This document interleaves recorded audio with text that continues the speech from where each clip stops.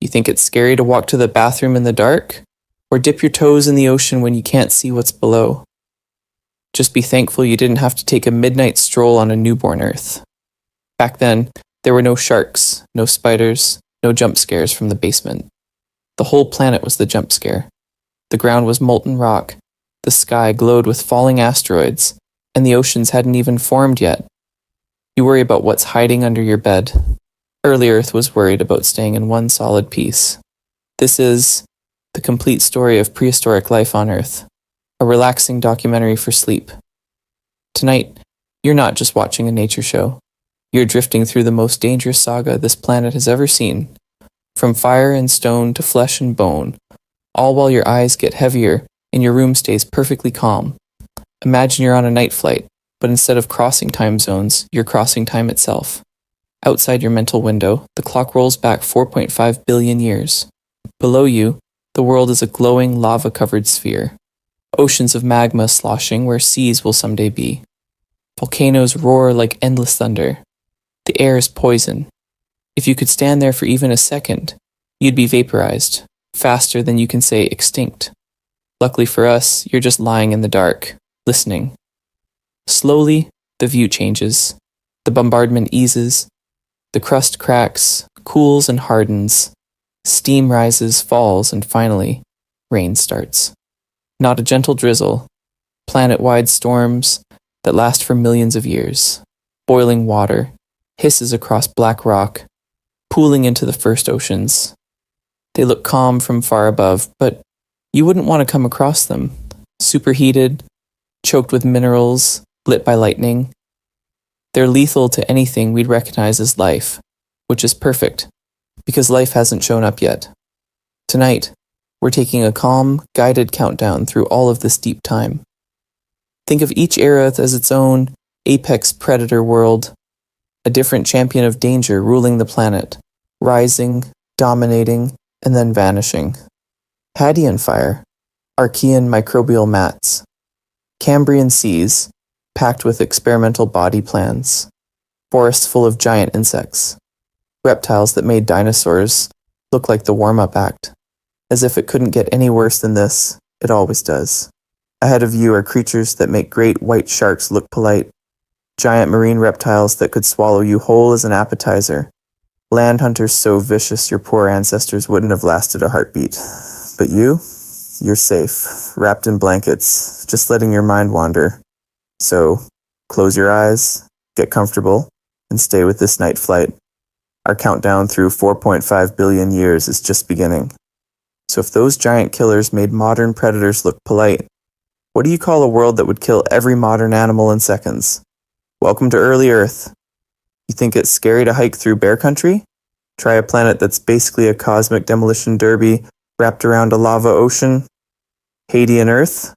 No trees, no oceans as you know them, no continents you'd recognize, just a glowing crust cracking open, fire fountains of lava, an asteroid impact so big they could have boiled whole seas away. Picture the largest volcanic eruption you've ever seen on TV. Now let it run for millions of years, while space keeps throwing rocks at your face. As if it couldn't get any worse than this, the air itself was toxic, choking carbon dioxide, methane, steam, and sulfur, with the lightning ripping through the clouds like a strobe light. Down below, the surface kept playing hot and cold with existence. Oceans tried to form as the planet cooled, then got flash-boiled again by impacts. Thin plates of crust floated like cracked eggshells on a magma interior, colliding, sinking, and rebuilding. There was no safe neighborhood.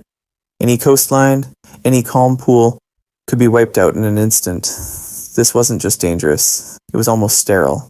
And yet, something was changing.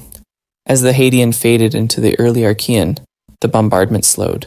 Volcanic eruptions still belched deadly gases, but they also released steam that rained back for ages, finally filling the first true oceans. The sky stayed hazy and orange, with almost no oxygen at all. If you tried to breathe it, you'd be extinct before you finished your first gasp. Those early seas were loaded with dissolved metals and chemicals, heated from below by vents, and from above by a young, harsher sun. It was a razor-thin margin between total sterilization and survival, like the planet was rolling dice with every impact and eruption. Just be thankful you didn't have to live through that lottery. For most of what follows, you wouldn't see forests or herds or anything you could point at and call an animal. For billions of years, Earth was ruled by microscopic pioneers, simple cells clinging to mineral surfaces, hiding in cracks in the crust, or crowded around black smoker vents in the dark. No jaws, no claws, no vicious chase scenes. Just chemistry, slowly learning a new trick. To really feel how late we arrive, shrink all of Earth's history into a single day. Midnight to midnight, the planet forms just after the clock starts. These brutal Hadean and early Archean hours drag on, the oceans finally settle, tiny cells appear, and complex animals? They don't show up until the last few minutes before the next midnight. Your poor ancestors with bones and teeth are basically party crashers. And yet, in this lethal world, on cooling rocks under toxic clouds, something almost impossibly fragile is about to flicker into existence. Not a monster, not a dinosaur, not even a worm, just the first living cells, and once they arrive, they will change everything. The first living cells. You think it's scary to step foot in the wilderness of today? Try being a molecule in the early oceans, getting blasted by radiation, cooked by lava, and shaken by constant impacts, and still being expected to invent life. So where does it finally happen? We drift down into the dark, along a newborn seafloor, to deep-sea hydrothermal vents.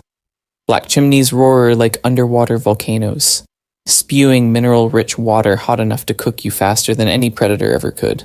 Between scalding jets and icy seawater, tiny pockets form, like natural test tubes. In those cracks, chemistry starts to get ambitious. Simple molecules link up, copy themselves, and one day a bubble forms around them. A cell, no bones, no teeth, no claws, just a microscopic bag of chemistry that can eat, grow, and split in two. Single-celled life is basically a living droplet, one tiny room, no roommates, doing everything it needs inside that fragile skin. And yet, he was savage in his own way. These early microbes could handle heat that would melt you, acid that would strip your bones, and darkness so complete even modern cave creatures would tap out.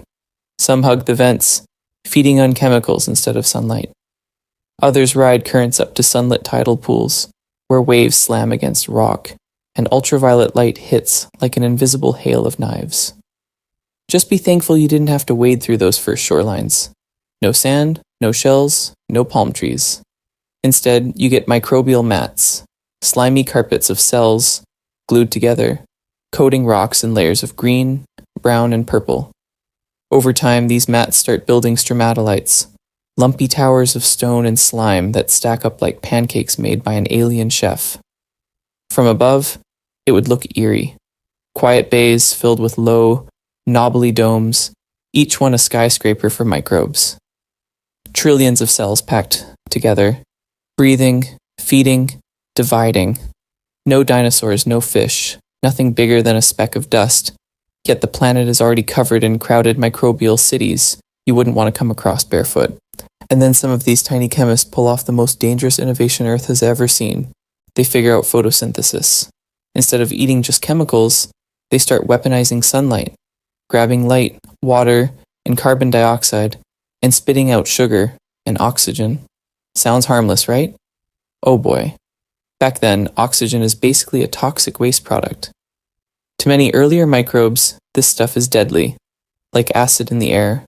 As these photosynthetic cells spread across oceans and tidal flats, they quietly flood the planet with their poison.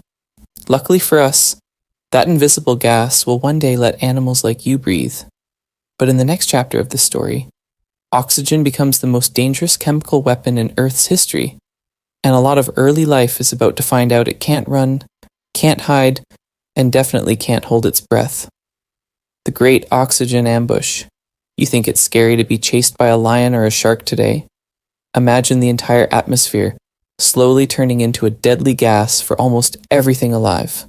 No roaring, no stampede, just a quiet chemical coup that went on for millions of years. It starts with those tiny photosynthetic microbes you met a moment ago. They're floating in warm, iron-rich seas that look like diluted blood, packed with dissolved metals. Every time they catch sunlight, they split water, grab the hydrogen, and spit out oxygen like exhaust, one bubble at a time, day after day, for ages. At first, that oxygen doesn't even reach the air. It slams into the ocean's chemistry instead. All that loose iron. Oxygen locks onto it, forming rust that sinks to the seafloor in thick, striped layers. If you could fly over those ancient basins, you'd see bands of red and gray building up like pages in a book. Your poor ancestors, those early microbes, are literally painting the planet with their waste.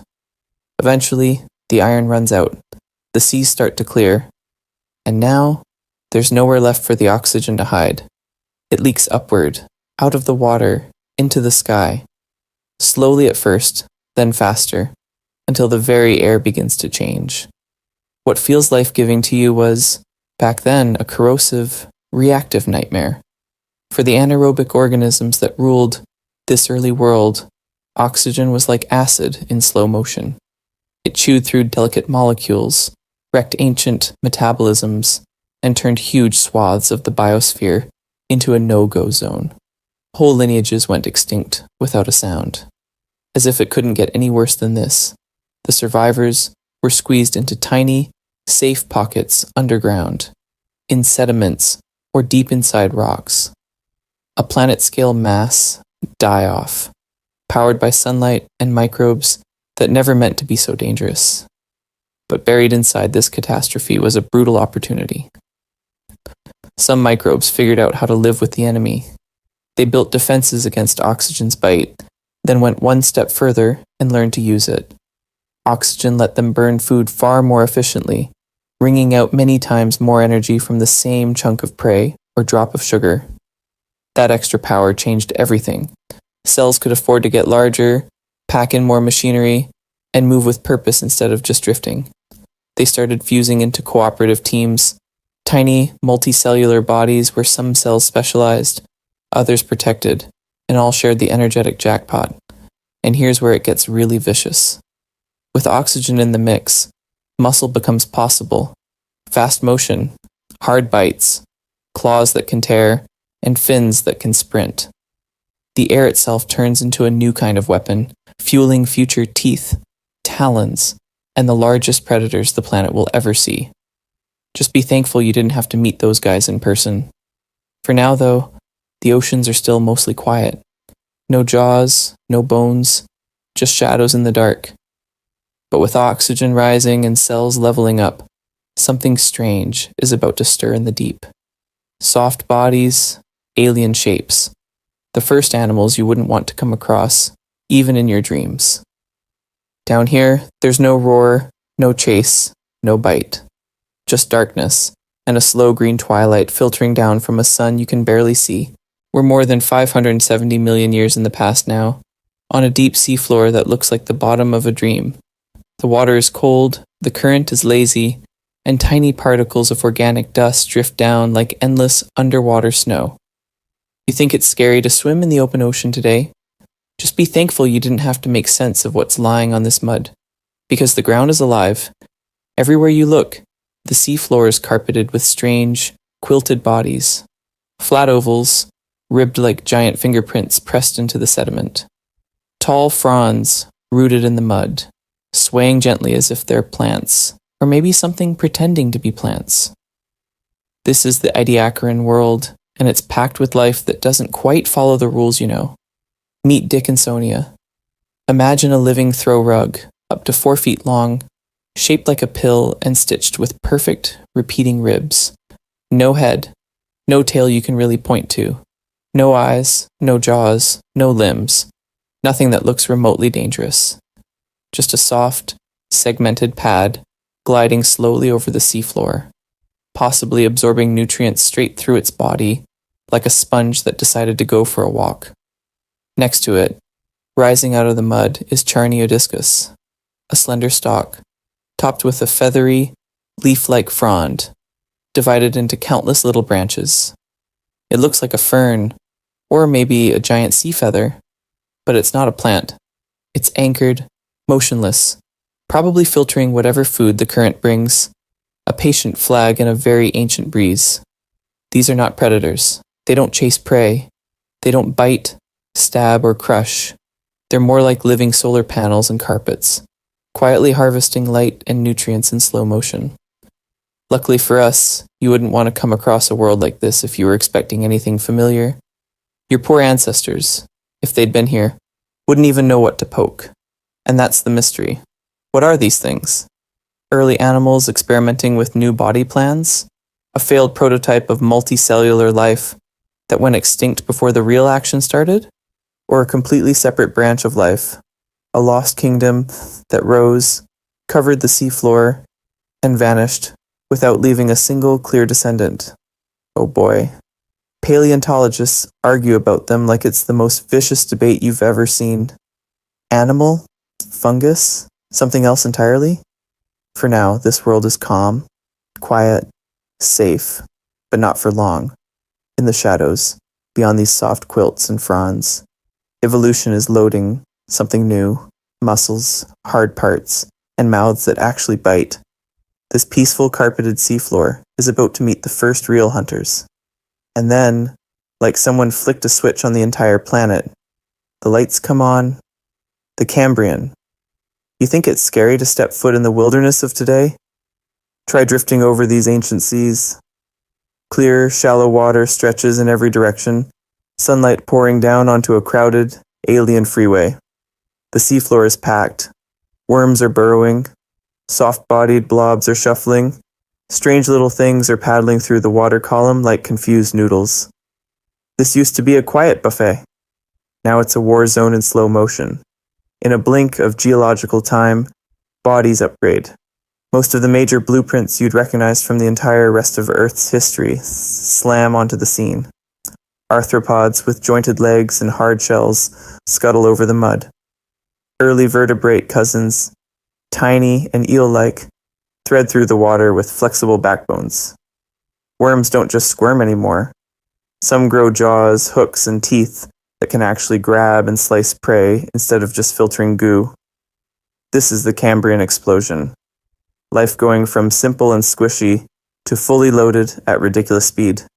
And at the top of this new food chain, something you wouldn't want to come across, even at a few inches long. Anomalocaris. Picture a shrimp designed by a fever dream. A meter-long torpedo of muscle, big for its time, with two spiny, grasping arms at the front that snap shut like biological bear traps. At the center of its head, a circular mouth lined with overlapping plates that rotate and crunch. It swims with flexible side flaps, gliding over the seafloor, scanning for anything unfortunate enough to look edible.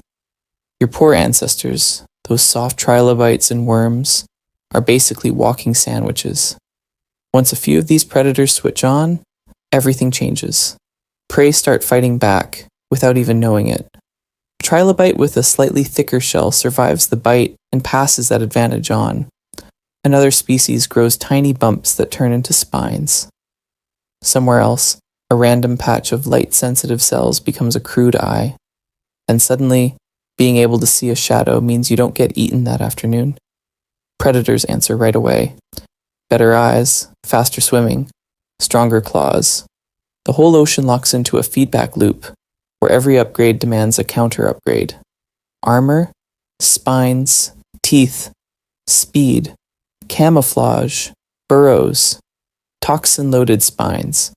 It's the first permanent predator-prey arms race, and it never really stops. Just be thankful you didn't have to learn to swim here. Luckily for us, you're only floating above the ocean version of this arms race right now. All this danger is still safely underwater. For the moment, the land above those busy Cambrian reefs is bare, empty, harmless rock. As if it couldn't get any worse than this, life is about to make the most dangerous decision it ever makes. Something is going to crawl out of these waves, onto a world that has no idea what's coming. Trilobite Kingdom, you think it's scary to walk across a crab-covered pier today? Just be thankful you didn't have to tiptoe through the ancient seas when trilobites ruled. This was the original armored swarm, the insects of the sea, long before a real insect ever buzzed. Picture the seafloor as one endless, living conveyor belt. Everywhere you look, jointed little tanks march in traffic jams. Some hug the mud, some crawl over each other in layered carpets, and some actually swim in drifting clouds, rolling and fluttering through the water like metallic leaves.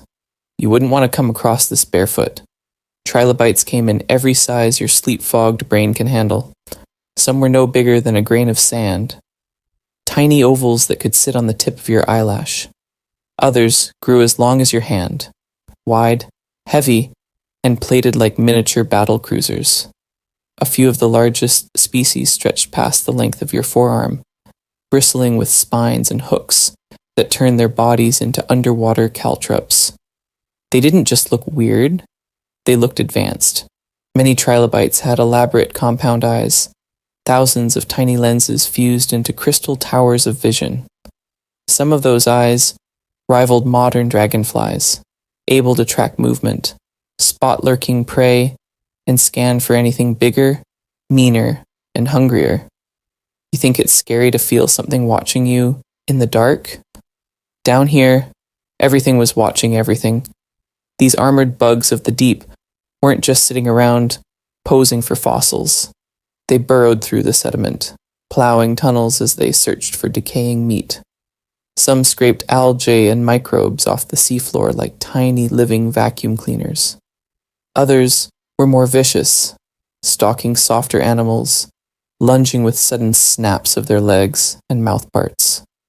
The seabed turned into a constantly shifting battlefield of armor and ambush, a slow-motion riot of pushing, shoving, and opportunistic bites. Imagine walking along a beach where every grain of sand is alive. Each step, the ground clicks, wriggles, and flows out from under your feet. The sand crawls up your toes, scuttles over your heels, and dives back into the surf. That's the Cambrian and early Paleozoic ocean floor, a living armored carpet that never stops moving. For millions of years, trilobites ran this show. They were everywhere, in almost every depth, in almost every niche. Luckily for us, your poor ancestors never had to snorkel through these deadly crowds. But as if it couldn't get any worse than this, the planet is about to throw them into a blender. Mass extinctions slam the oceans again and again, wiping out whole trilobite dynasties and geological heartbeats. New waves evolve, only to be cut down. And while these extinct armor-plated veterans keep trying to hang on, a new kind of predator's creeping into the scene. Predators with backbones, jaws, teeth. And once those show up, the trilobite kingdom's days are numbered. Predators with backbones. Sounds like a bad sequel, right? You think it's scary jumping into the ocean with a few harmless fish nipping your toes. This is where the whole idea of dangerous vertebrates actually starts. At first, it doesn't look like much. Picture haiku-ish this, only a few centimeters long. A tiny, translucent sliver flickering through a Cambrian sea. Pikaia, like a flattened ribbon with a faint line running down its body. No armor, no claws, no jaws. Just soft, wiggly noodles drifting between trilobites and worms. But that faint line is the game changer. That's the notochord, the early blueprint of a backbone, and your poor ancestors are riding inside it. That simple rod lets the body snap, bend, and whip with control. Muscles can pull against something solid instead of just sloshing around. Add a nerve cord running safely above it, and suddenly signals can shoot from head to tail in a flash. You get smoother swimming, faster escapes, sharper turns. In a world of soft-bodied prey that basically wiggle and hope for the best, that's like strapping a sports engine onto a jelly bean. Then the head shows up, a real one. Early vertebrates start building a skull, a hard case around the brain and sense organs. Eyes get better, balance improves. The front of the body turns into a command center, plugged straight into that protected highway of nerves. You wouldn't want to come across a giant predator yet, but these little guys are quietly loading the software. Over time, those simple fish-like bodies upgrade again. Fins stiffen into real steering gear, not just floppy flaps. With a backbone anchoring them, each flick is precise, like a submarine with thrusters instead of a plastic bag in the tide. Sensory systems blossom, lines of pressure sensors along the sides that can feel every ripple in the water, electric senses in some lineages that can detect the faint buzz of nearby mussels. Suddenly, prey can't hide just by sitting still, and then nature decides to get serious. Jaws. At first, just modified gill support snapping shut, but that's all it takes. Bite instead of just suck. Grab instead of just filter. Early jawed fish turn from gentle drifters into active, targeted hunters. As if it couldn't get any worse than this for everything else. Teeth start lining those jaws, turning soft little swimmers into tiny terror fish that can slice, crush, and tear. They're not big, not flashy. No one is making movie posters about them. But these early vertebrates are the ancestors of sharks, reptiles, birds, mammals, and you. Every deadly T-Rex, every vicious mosasaur, every stalking saber-tooth is basically a haiku-ish this, with the volume cranked to 11. Just be thankful you didn't have to meet the fully upgraded versions, because one day, some of these fish are going to do something unthinkable. They're going to crawl out of the water, and when fins hit land for the first time, the entire planet's food chain is going to change forever. So those first bold fish drag themselves onto land, and what do they find? Pretty much nothing. No grass, no trees, no flowers. Just endless bare rock, sand, and a thin, dark slime of microbes clinging to the damp edges of ancient shorelines. You think it's scary to hike alone at night? Try walking across a continent where there isn't a single leaf, not one patch of shade, and the wind has been sandblasting the same cliffs for millions of years. Then something tiny changes everything. Little moss-like plants start creeping out of the splash zone, low spongy mats hugging the ground. No taller than your fingernail, but incredibly stubborn. They don't look dangerous. They look like the world's saddest houseplants. Yet these pioneers begin the quietest, longest land grab in history, inching inland, clinging to cracks, trapping dust, and starting to turn sterile stone into the first whispers of soil. Over time, plants level up. They grow simple stems to lift their leaf-like surfaces into the light. They evolve roots that bite into rock, prying it apart grain by grain. Inside, new vascular tubes act like tiny plumbing systems, hauling water and nutrients upward, letting them grow taller, tougher, and spread farther from the safety of the shore. Landscapes that were once scraped clean by every storm start to hold together. Hills stop collapsing so easily. Valleys begin to collect rich, dark earth. And then the forests arrive. At first they're weird. No flowers, no grass, no fruit. Just towering club mosses, tree-sized horsetails, and fern forests stretching for miles. Some of these plants reach 10, 20, even 30 meters tall, building green skyscrapers where there used to be nothing but rock and rain. Their roots lock the ground in place. Their fallen trunks pile up into deep, spongy layers. Every season, they suck carbon dioxide out of the air and pump oxygen back into it, like the planet's first life support system. The atmosphere shifts. CO2 drops, oxygen climbs, global temperatures cool. Inside the forests, it's another world entirely. Dim, humid, and packed with cool, damp microclimates. Tiny streams snake between roots. Rotting logs ooze with fungi and microbes. Every nook and cranny becomes a new niche, a fresh hiding place, a future hunting ground. And listen to it. No birdsong, no mammal calls, just the hiss of wind, through fronds, the soft patter of ancient rain, and the faint buzz of early insects' wings. It's tranquil, almost peaceful, and just a little eerie, like a stage waiting for actors to show up.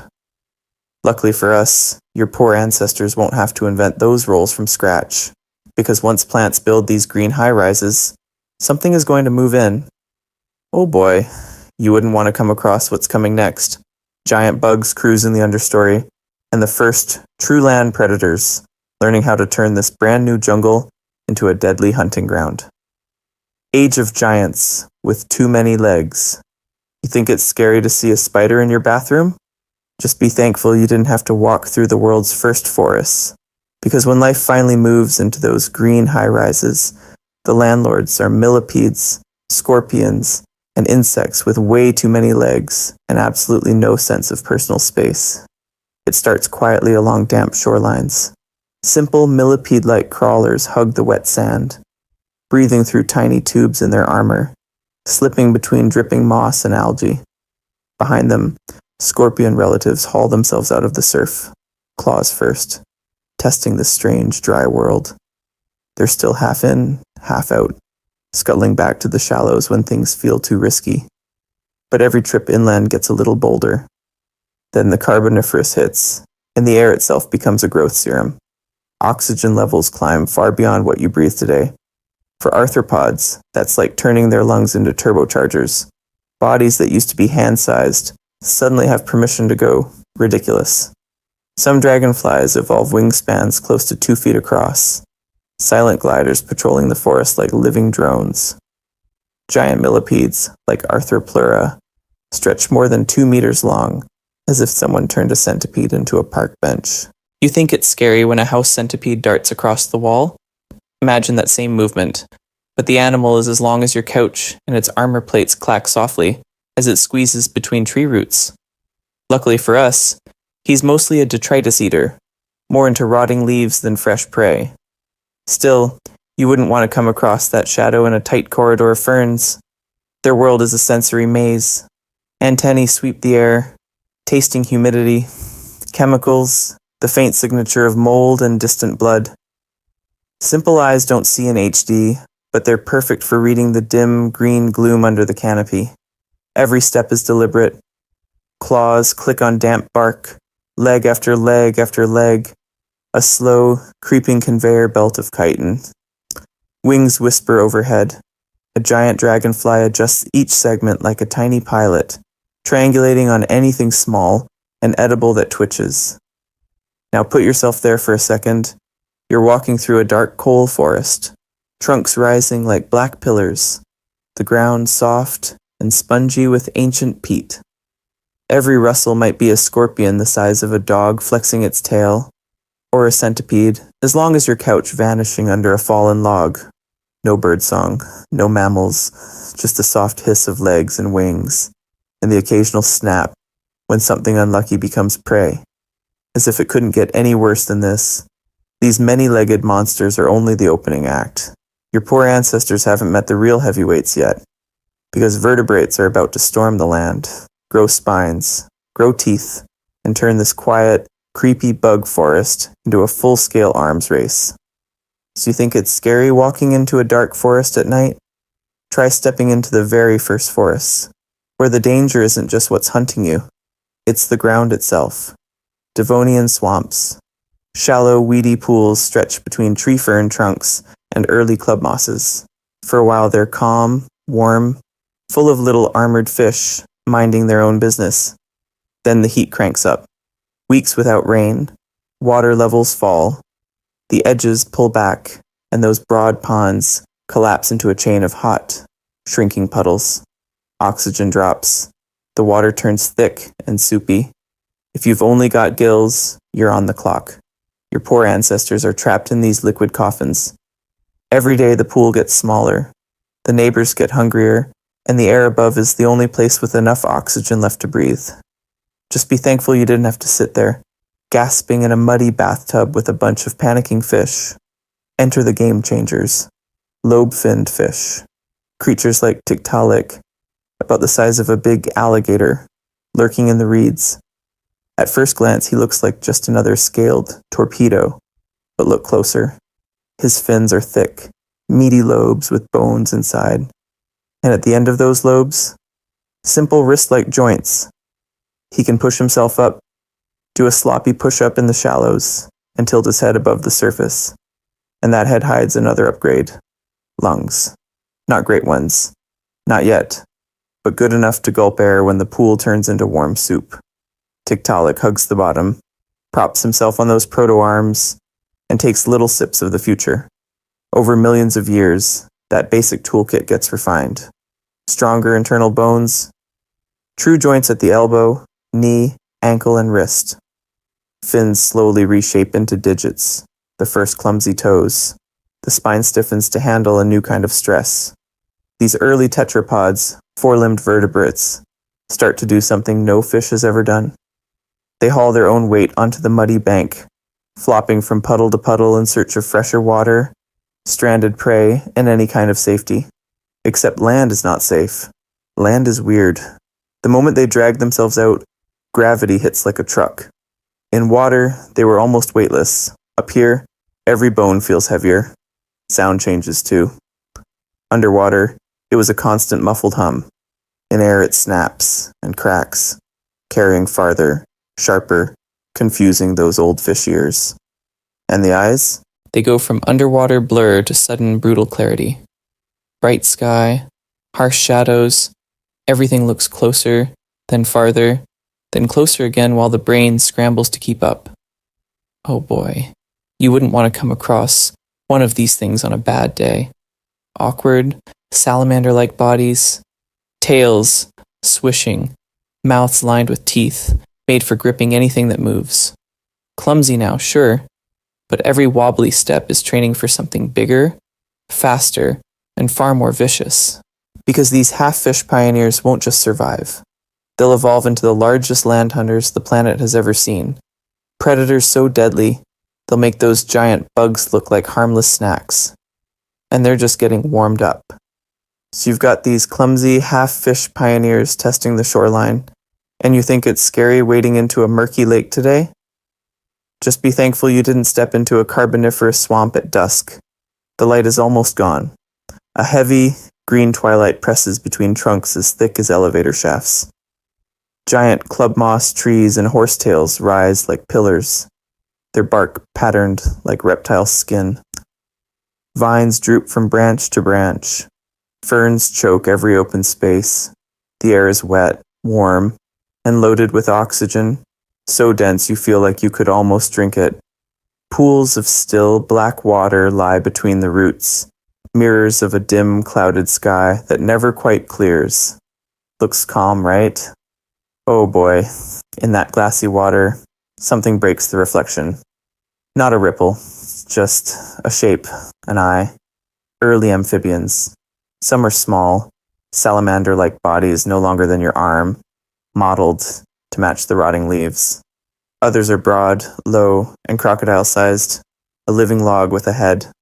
Flat skulls, wide mouths, eyes and nostrils, parked right on top, so they can lurk with everything else hidden. You wouldn't want to come across one of these guys with your ankle in the shallows. They're the first real land lurkers, but they still play both sides. Their eggs can't handle drying out, so they're laid in quiet water, jelly masses clinging to stems. Larvae hatch with feathery gills and paddle tails, pure underwater creatures, sucking in that oxygen-rich soup. As they grow, limbs strengthen, lungs take over, and gills vanish. Now the adults can patrol the shoreline, slipping between swamp floor and pond like it's one continuous hunting ground. And they hunt dirty. No roaring, no dramatic chase, just silence. A beetle the size of your hand crawls along a soggy log. Nothing moves. Then the log explodes. Muscular body, sideways sweep, and that huge mouth snaps shut like a bear trap. Insects, millipedes, dragonflies with 2-foot wingspans, fish near the surface, even smaller tetrapods taking their first clumsy steps on land. All of them are prey if they wander too close. 1 second you're breathing. Next second you're a snack. Some of the largest of these swamp ambushers stretch 2-3 meters long, thick as a grown man. Not dinosaurs. Not yet. But for your poor ancestors in this forest, he was savage enough. This is what top predator looks like before scales and claws take over the job. Luckily for us, this steamy paradise doesn't stay paradise forever. The climate starts to shift. Seas fall.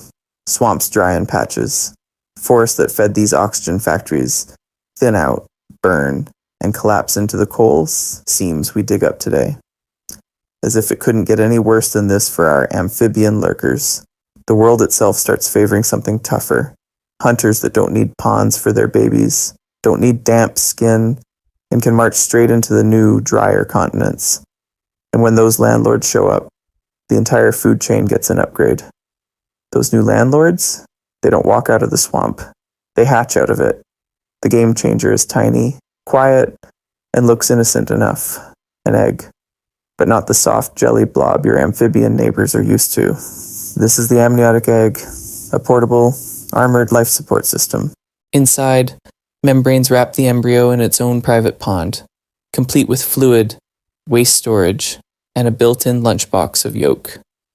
You think it's scary to step into a dark pond today, wondering what's lurking.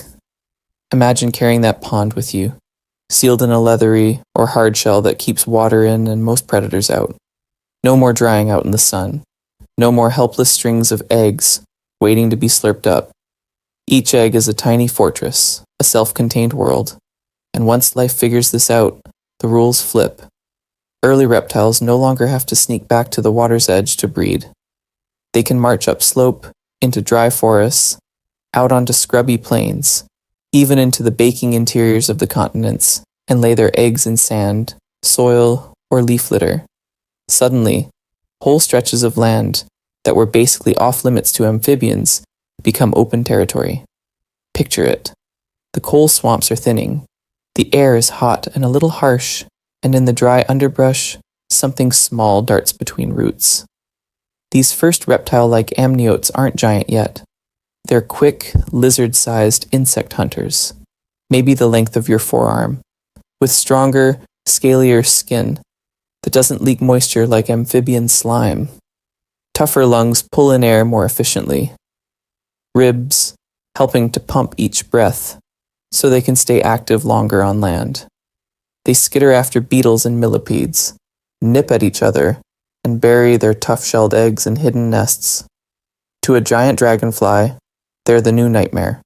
To your poor ancestors among the amphibians, they're the neighbor who just bought a car and suddenly doesn't need the bus anymore. And inside this new crew, a deeper split is already forming. One branch, the synapsids, has skulls with a single opening behind the eye socket for jaw muscles. That simple tweak will, over time, power stronger bites, warmer bodies, and, far down the line, the first true mammals. Another branch, the sauropsids, keeps a different skull design and will explode into the classic reptiles and, eventually, birds. Just be thankful you didn't have to share a campsite with what some of these lineages are about to become.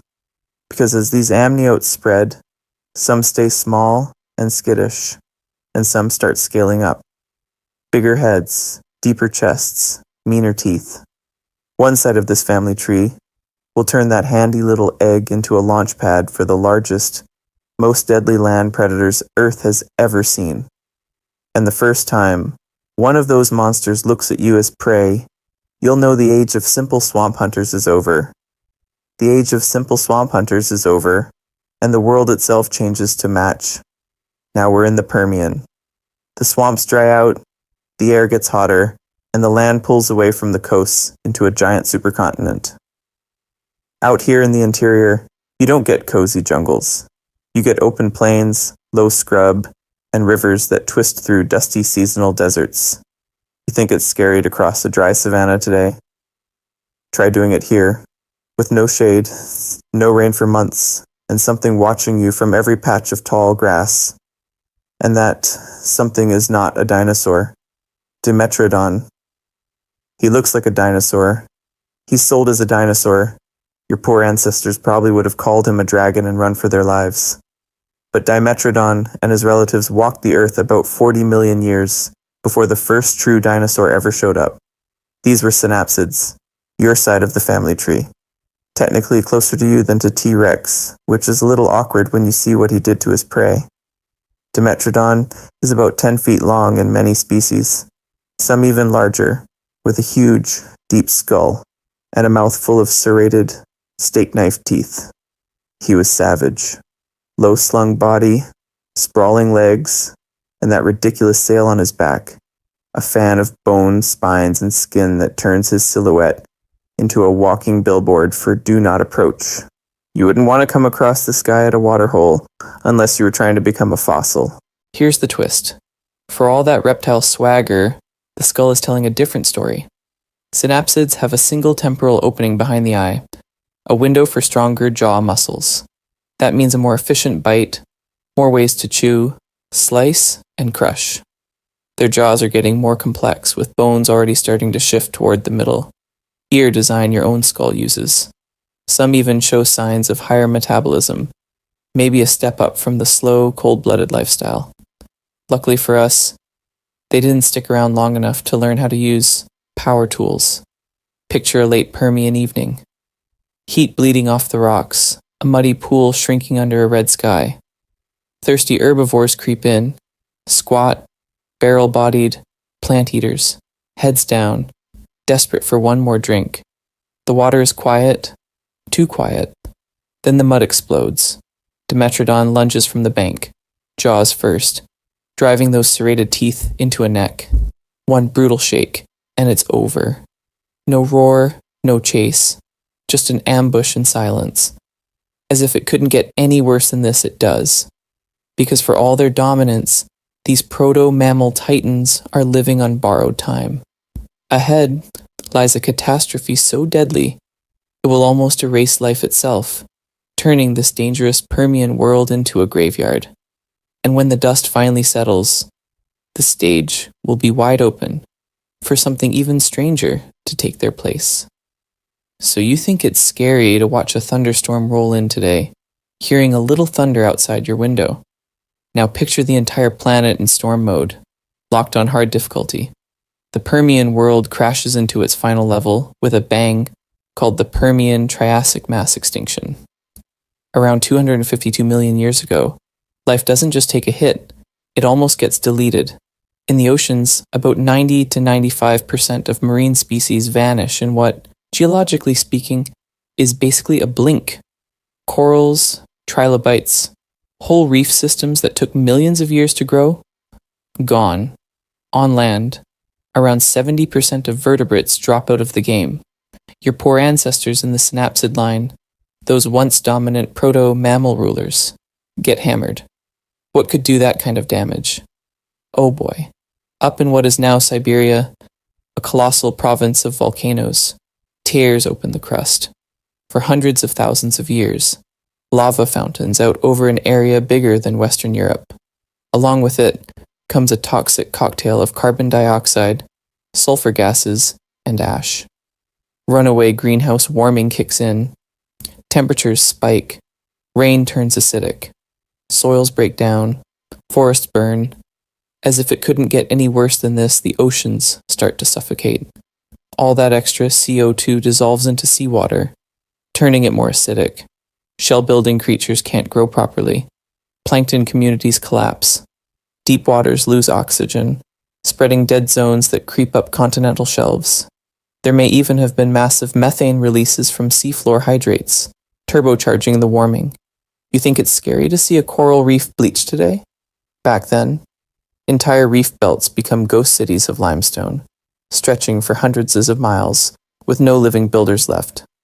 Walk across Pangaea in the aftermath, and it's like crossing an alien planet. Dead forests of blackened trunks. Empty shorelines where waves break on bare rock. No buzzing insect swarms. No chorus of amphibians. Just wind and the crack of falling sun-baked wood. Most big predators are gone. Most prey is gone. Here and there, a few hardy survivors cling on in scattered refuges. Small burrowing synapsids hiding in the ground. Tough little reptiles hugging at the edges of toxic lakes. Scrappy plants that can handle heat and drought. They're not thriving. They're just not extinct. But this is where the story flips. Because when a catastrophe wipes the slate this clean, it also clears ecological space. Those vicious Permian synapsid heavyweights that once ruled the continents, most never make it out of this bottleneck. Their fall opens room for other groups to experiment. New reptile lineages begin to creep into empty niches. Faster runners, better breathers, Smarter hunters, just be thankful you didn't have to watch this reboot in person, because the sequel is about to feature some of the largest, most deadly land animals Earth will ever see. Out of the ruins of the Permian, a new dynasty is getting ready to rise, and these reptiles will grow into the most famous monsters of all time. Out of those ruins, we step into a different world, the Triassic. You think it's scary to walk through a dark forest at night? Picture patchy, half-grown forests under a red, hazy sky, with long stretches of bare rock and sand in between. Rivers run low and seasonal, lakes appear and vanish, and the air still carries the ghost of that mass extinction. Life is coming back, but it's doing it in weird, experimental ways. Plants creep in first, scraggly conifers, seed ferns, and low shrubs clinging to riverbanks and floodplains. Between them, the animal cast looks like a committee couldn't make up its mind. There are squat, tusked synapsids, sleek lizard-like reptiles, armored herbivores, and something new stalking through the scrub. Long legs, narrow heads, eyes facing forward, the prototype for a very dangerous dynasty. These are the archosaurs. Archosaurs are the ruling reptiles, the big family, that will eventually give you dinosaurs, pterosaurs, and crocodilians. You wouldn't want to come across their skulls in the dark, openings in front of the eyes to lighten the head, extra fenestrae behind the eyes, and a reinforced snout built for serious biting. Even their ankles are upgraded, with special hinge joints that lock the foot in and turn a sprawl into a powerful upright stride. Early in the Triassic, a lot of these archosaurs are lean, medium-sized hunters. Picture something like a meter or two long, tail held straight out, body lifted off the ground. Many of them are at least part-time bipeds, running on their back legs when they need speed. They dart along riverbanks, through scrubby conifer thickets, picking off insects, lizards, and any small vertebrate that hesitates for half a second. Your poor ancestors in this era? They're mostly small, shrew-like synapsids, plus a few bigger, lumbering holdovers. For tens of millions of years before this, synapsids were the top land predators. Now, in the Triassic, the tables start to turn. Archosaurs breathe more efficiently. They hold their bodies upright, and they can sprint without overheating. Next to them, many surviving synapsids look slow, heavy, and just a little bit outdated. Competition is brutal. In those patchy forests and seasonal wetlands, every drought, every failed rainy season is a stress test. Who can move faster to new water? Who can chase prey farther? Who can survive on less? Again and again, the answer is the archosaurs. Luckily for us, you don't have to watch that arms race in person, because it gets vicious. And as if it couldn't get any worse than this for the old guard, one set of archosaur branches starts to look very familiar. Some grow longer necks, lighter bones, and air-filled skeletons. Others develop deeper skulls, bigger claws, and teeth made for ripping, not just nipping. Oh boy. Hidden in this Triassic mix are the first true dinosaurs, a line that will soon explode into colossal, long-necked giants and razor-clawed hunters that rule the planet for more than 150 million years. We're just catching their opening act. Dinosaur Dawn. You think it's scary walking through a forest at night today? Try stepping into the late Triassic, where the air is hot. The seasons swing hard between wet and dry, and the ground is crawling with things that look like they escaped from 5 different horror movies at once. The supercontinent is still mostly stuck together, a giant baked brick under a blazing sun. Conifer forests stretch in ragged patches, with ferns and horsetails filling the gaps in the shade. Between the trunks, you've got a mashup of old and new. Tough little surviving synapsids that are distant relatives of your poor ancestors, early crocodile cousins, and all kinds of lizard-like reptiles scuttling through the leaf litter. And weaving through this mess, the first real dinosaurs. They are not the largest, not yet. Forget T-Rex for a second. These guys are small, lightly built, and fast. Eoraptor is about the size of a medium dog, long tail held straight out, running on 2 legs like he's late for something deadly. Herrerasaurus is bigger, leaner, with a narrow head packed with sharp, backward curving teeth, and hands that actually grab and hold instead of just flail. You wouldn't want to come across one of these in a dark Triassic alley. They're built for speed and precision, long, powerful hind legs, S-curved necks to snap the head forward, grasping hands to latch onto prey and not let go. Every part of the body screams, run, chase, slice. Their secret weapon starts deep in the skeleton, while a lot of their reptile rivals sprawl with limbs stuck out to the sides like push-up champions. Early dinosaurs pull their legs straight under the body. That upright posture turns them into biological sprinters, able to move farther and faster without wobbling all over the place. Just be thankful you didn't have to outrun one. Inside, the upgrades keep coming. Hollow spaces in the bones and a bird-style breathing system mean fresh air is flowing through the lungs almost constantly. That likely means higher metabolisms, warmer bodies, and the ability to stay active longer than the sluggish, sprawling crowd around them, while other predators burst from the shadows, grab, and then need a break. These new hunters can just keep going. Speed becomes a weapon. Agility becomes armor. In this evolutionary arms race, the slow and clumsy are already in trouble, even if they don't know it yet. Luckily for us, we're only watching the trailer. These modest, razor-toothed sprinters are just the prologue, as if it couldn't get any worse than this. Roll the clock forward into the Jurassic and Cretaceous, and dinosaurs will crank up the size, the speed, and the weapons until those little eoraptors look almost cute. Almost. Roll that clock forward, and the world opens on something completely different. Jurassic dawn. Mist clings to a wide valley, pooled between dark ridges and endless conifer forests.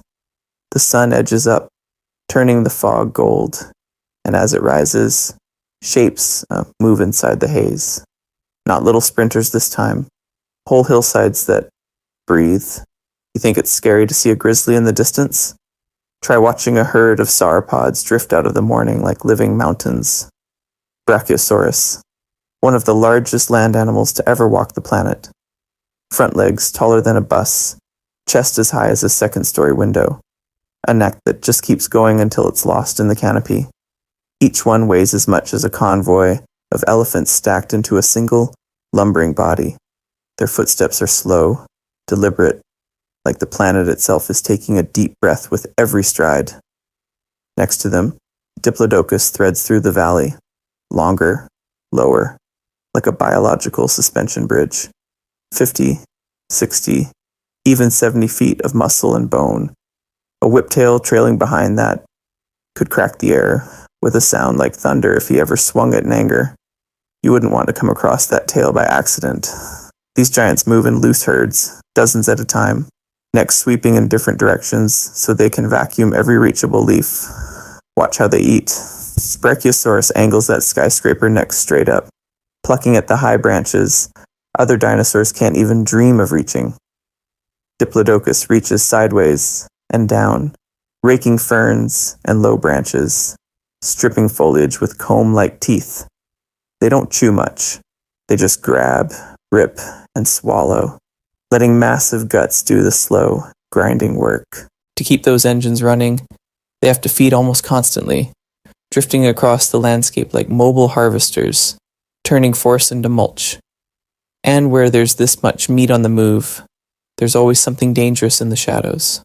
Allosaurus, not as big as his later cousin T-Rex, but in this valley, he's the top land predator. 30 feet of muscle, jaws lined with serrated blades, arms actually useful for grabbing and holding. He was savage when opportunity struck. An adult sauropod is a walking fortress, so Allosaurus goes for the weak links. A straggling juvenile, a sick giant lagging behind, or a fresh carcass left by age, disease, or bad luck. Your poor ancestors in the mammal line are watching all this from the undergrowth, praying they stay invisible. Just be thankful you didn't have to tiptoe through this valley at night. Because as massive as these Jurassic giants are, this is still the warm-up. The Cretaceous is waiting, and it's bringing some of the most extreme dinosaur predators ever built, and the armored tank stubborn enough to stand in their way. The Cretaceous? You think it's scary to walk past a field of cows at night? Now imagine that field. But every cow is a walking tank covered in spikes, plates, and bone. Predators have been bulking up for millions of years. Bigger jaws, sharper teeth, faster legs. So the plant eaters do the only logical thing. They turn into fortresses. Stegosaurs.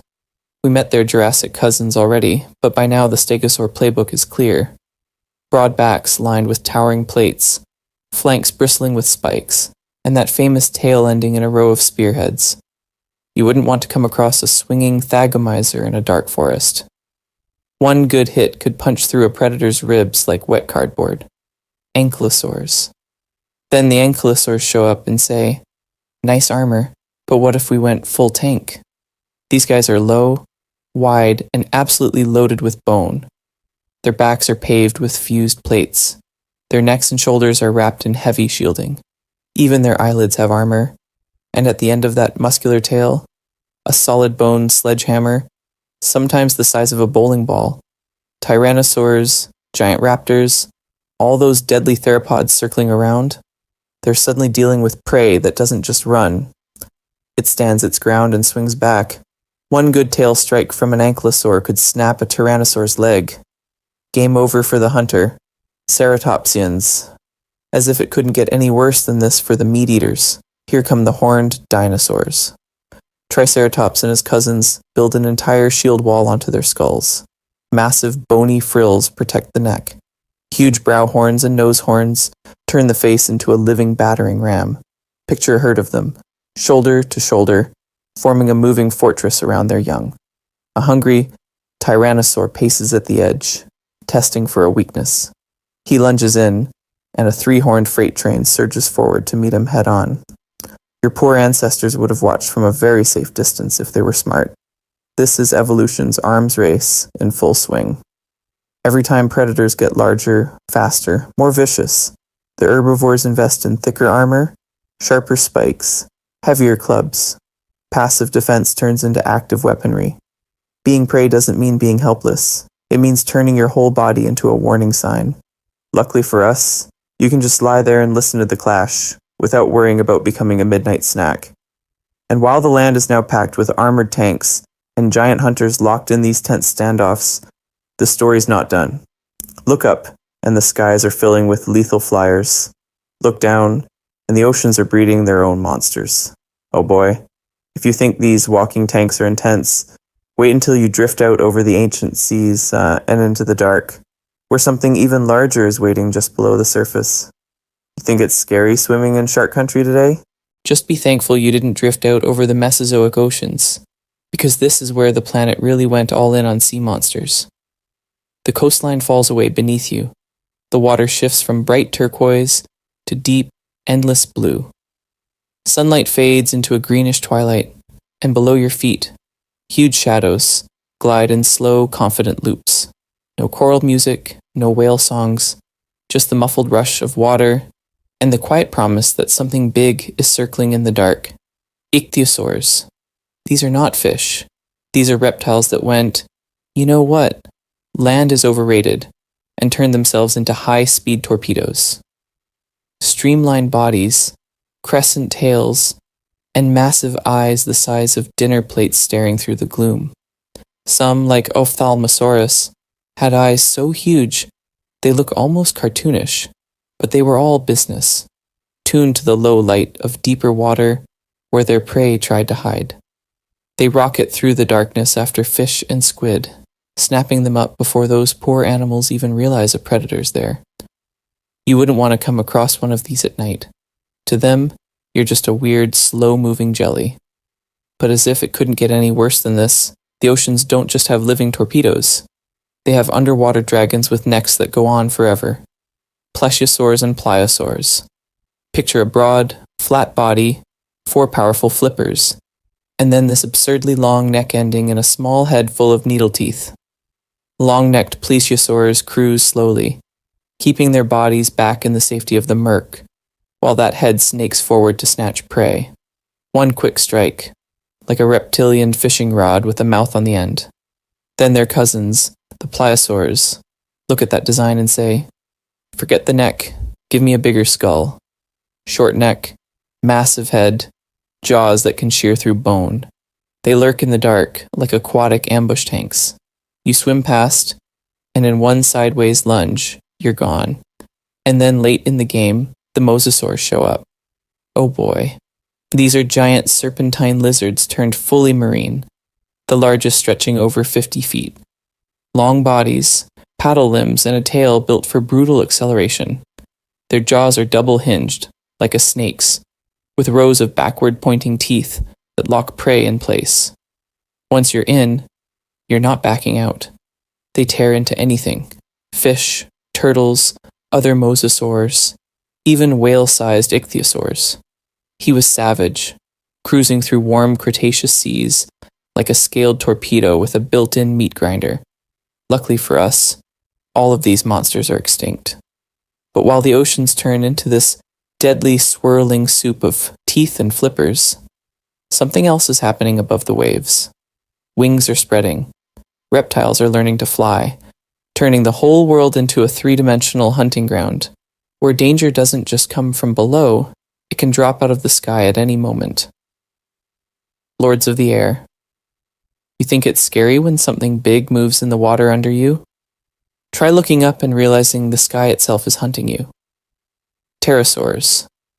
These are the first true lords of the air. Long before birds, long before bats, these reptiles turned gravity into a suggestion. Early pterosaurs launch from cliffs and tall tree trunks, not with a dainty hop, but with a brutal four-limb vault, like a living catapult. One huge elongated finger stretches a membranous wing out to the side, skin and muscle running all the way to the ankle. The rest of the body? Stripped down for flight. Hollow bones, paper-thin walls, air sacs pumping through the skeleton. They're basically flying lungs with teeth. You wouldn't want to come across one of these things at takeoff. They crouch, spring, and in a heartbeat, they're gone, gliding over Jurassic coastlines. Some skim low over the waves, jaws open like living nets, snapping shut on fish that get a fraction too close to the surface. Others patrol above rivers and lagoons, folding their wings to dive, spearing slippery prey with needle teeth. For small fish, it's like a deadly crane game where the claw always wins. Move inland and the cast changes. Smaller, agile pterosaurs flick through the air over forests, chasing insects in twisting, acrobatic flights. They snap up dragonflies the size of your hand, weaving between conifer trunks, riding warm-up drafts that curl along the canopy. These guys are the aerial mosquito control your poor ancestors never had. And then, as if it couldn't get any worse than this, the giants arrive. Quetzalcoatlus, one of the largest flying animals to ever exist. Wingspan? Up to 35 feet, rivaling a small plane. Standing on the ground, he's as tall as a giraffe. This thing doesn't flap around like a seagull. It uses thermal currents like a professional pilot.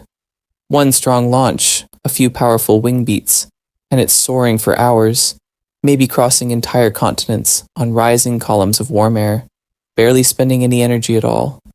Down on the ground, land predators are all muscle and bite force. Thick bones, heavy skulls. Pterosaurs go the other way. Hollow, delicate, almost fragile if you just look at the skeleton. But flight turns that delicacy into a weapon. They can spot prey from hundreds of feet up. They can land where big theropods can't reach. They can raid beaches, stalk shorelines like living cranes, then lift off the second danger shows up. Just be thankful you didn't have to sleep under a Cretaceous sky. Luckily for us, these airborne hunters are extinct. Because while pterosaurs rule the air right now, something smaller is lurking in the shadows of the trees. Tiny feathered dinosaurs, testing their own wings, quietly turning glides into flaps. And the day is coming when one of them won't just glide. He'll truly fly and outlast them all. Feathers, tiny, drifting, glowing in the last light of a Cretaceous sunset. You think it's scary to picture those skies full of pterosaurs? Now imagine the trees around you rustling with something even stranger. Dinosaurs that look suspiciously like birds. Velociraptor. Not the naked movie monster, but a lean mid-sized hunter, likely covered in sleek feathers, like a murderously athletic turkey. Those feathers weren't just for show. They wrapped his body in insulation, trapping heat so he could stay active and deadly while the night cooled the desert. And when he spread his arms and tail, they turned into living billboards, flashing patterns to impress mates or warn rivals that he was savage. Microraptor, smaller, lighter, and even weirder. 4 wings, not 2, with long feathers on both arms and legs. Picture this little predator climbing a tree, pausing on a branch, then launching into a silent glide across a moonlit forest gap. Those wings weren't built in a day. They started as simple fuzzy filaments, good for warmth, camouflage, maybe making babies go, wow, instead of nope. Flight came later, once evolution realized it could turn fancy jackets into parachutes. Feathers show up deep in theropod family trees, long before any dinosaur ever truly flew. Some were downy, perfect for keeping hatchlings warm. Some grew into bright crests and tails, like living flags, waving through the underbrush. Just be thankful you didn't have to pick a hiding spot in that world, where half the bushes might stand up, shake off the dust, and sprint after you. And then, in the middle of this feathery experiment, we get a celebrity. Archaeopteryx, about the size of a crow, with full, modern-looking wings and flight feathers, but also teeth in its jaws, claws on its wings, and a long bony tail. It could probably glide, maybe flap in short bursts, flitting between trees or escaping a larger, land-bound cousin. Half dinosaur, half bird, all attitude. You wouldn't want to come across a flock of these guys if you were small, soft, and tasty. Oh boy. Once you realize this, the whole Mesozoic changes. The forests and riverbanks weren't just full of gray, scaly monsters. They were crowded with fluffy hunters, stripy runners, and tiny, chirping insect eaters hopping through ferns. Many small dinosaurs were basically lethal puffballs, turning the age of reptiles into something that already looked suspiciously like the age of birds. Luckily for us, when fire falls from the sky and the largest dinosaurs vanish, those little feathered survivors are ready. They ride out the darkness, inherit the empty skies, and start a new chapter. Soon, their descendants will fill every niche from ocean diving flyers to songbirds outside your window, while the last great land reptiles make one final stand. So you've got birds quietly inheriting the skies, and then the sky itself decides to fight back. Late Cretaceous. It starts as a totally normal day in a very dangerous world. Hadrosaurs are grazing in herds, ripping ferns and conifers, tails swaying like metronomes. Triceratops lock horns in slow, shoving battles. Tyrannosaurus stalks the tree line, every step a silent threat to anything unlucky enough to be prey. Overhead, pterosaurs glide on warm air, while out at sea, mosasaurs and other marine reptiles patrol the depths. Life has no idea the clock is about to hit 0.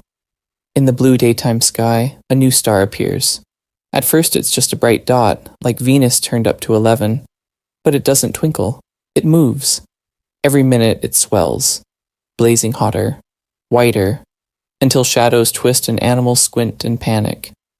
You think it's scary when a storm rolls in on your camping trip? Just be thankful you didn't look up and see this thing coming.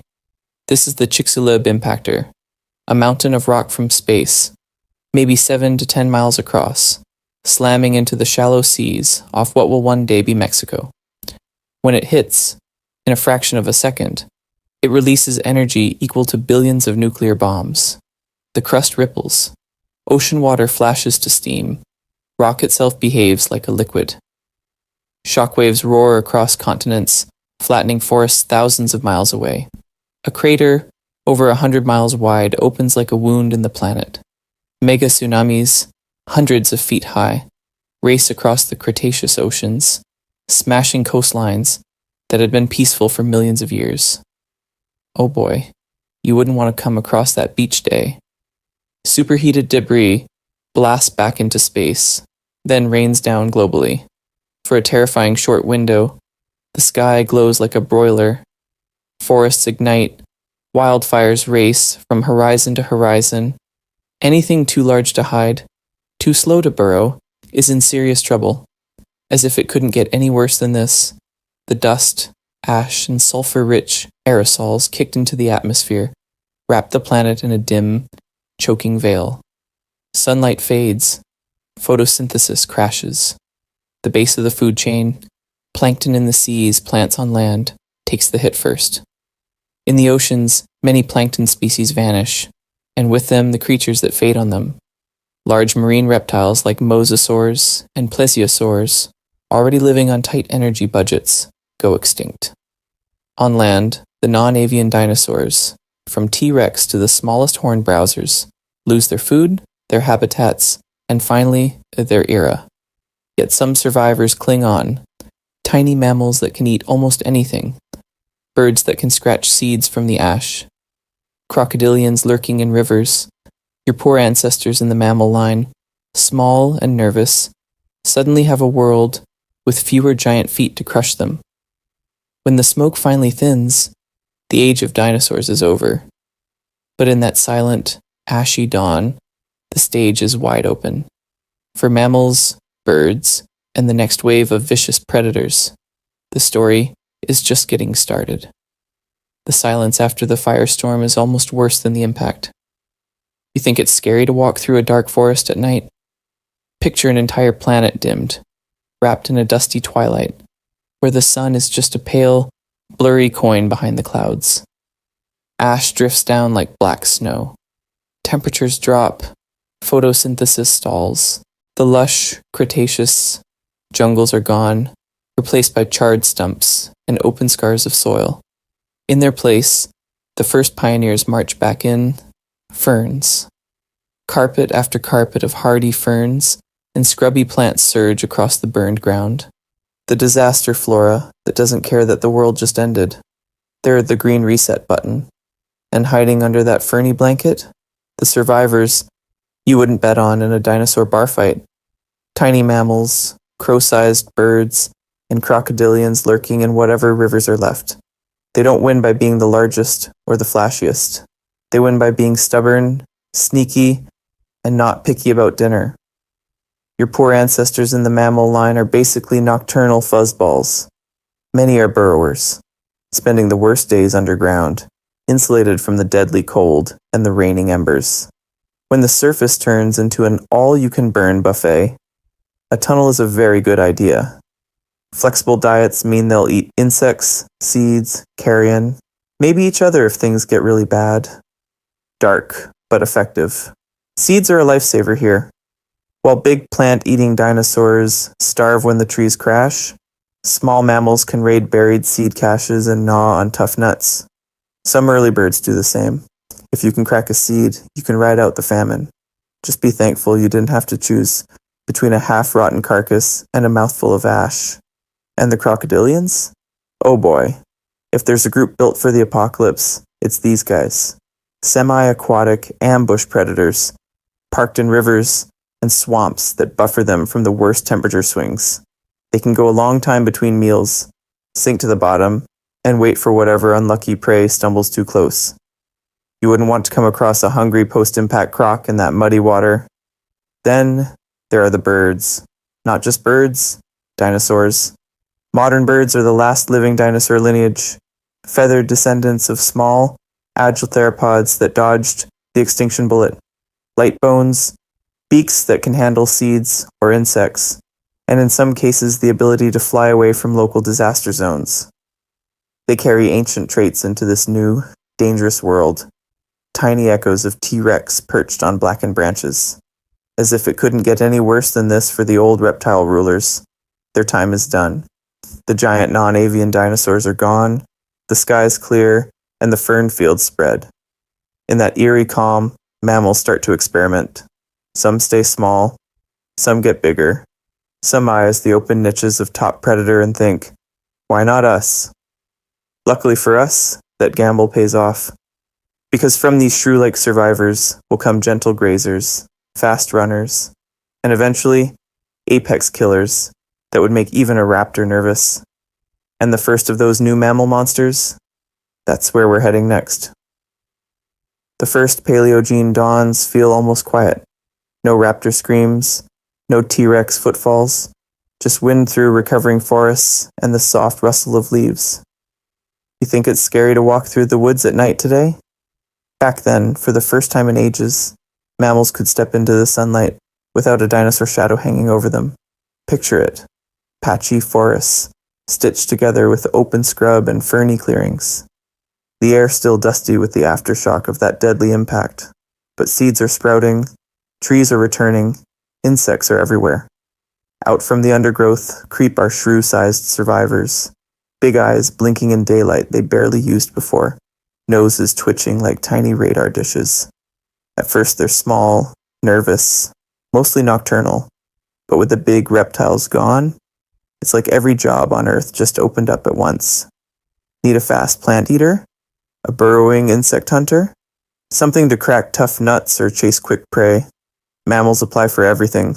Some stretch into nimble climbers. Some thicken into stocky root diggers. Some start bulking up into the largest land herbivores the planet has seen since the last of the duckbills. And the body plans get wild. To handle open plains, toes fuse into hooves, and legs turn into living springs, built for distance and speed. Near rivers and coasts, some lineages flatten their tails, web their fight, and start paddling after fish. Give it a bit longer, and those paddlers will trade feet for full-on flippers. Somewhere else, little insect eaters grow skin membranes between their limbs and start gliding between trees. First glide, then flap. Oh boy, mammals are coming for the skies too. What gives them this edge? Brains.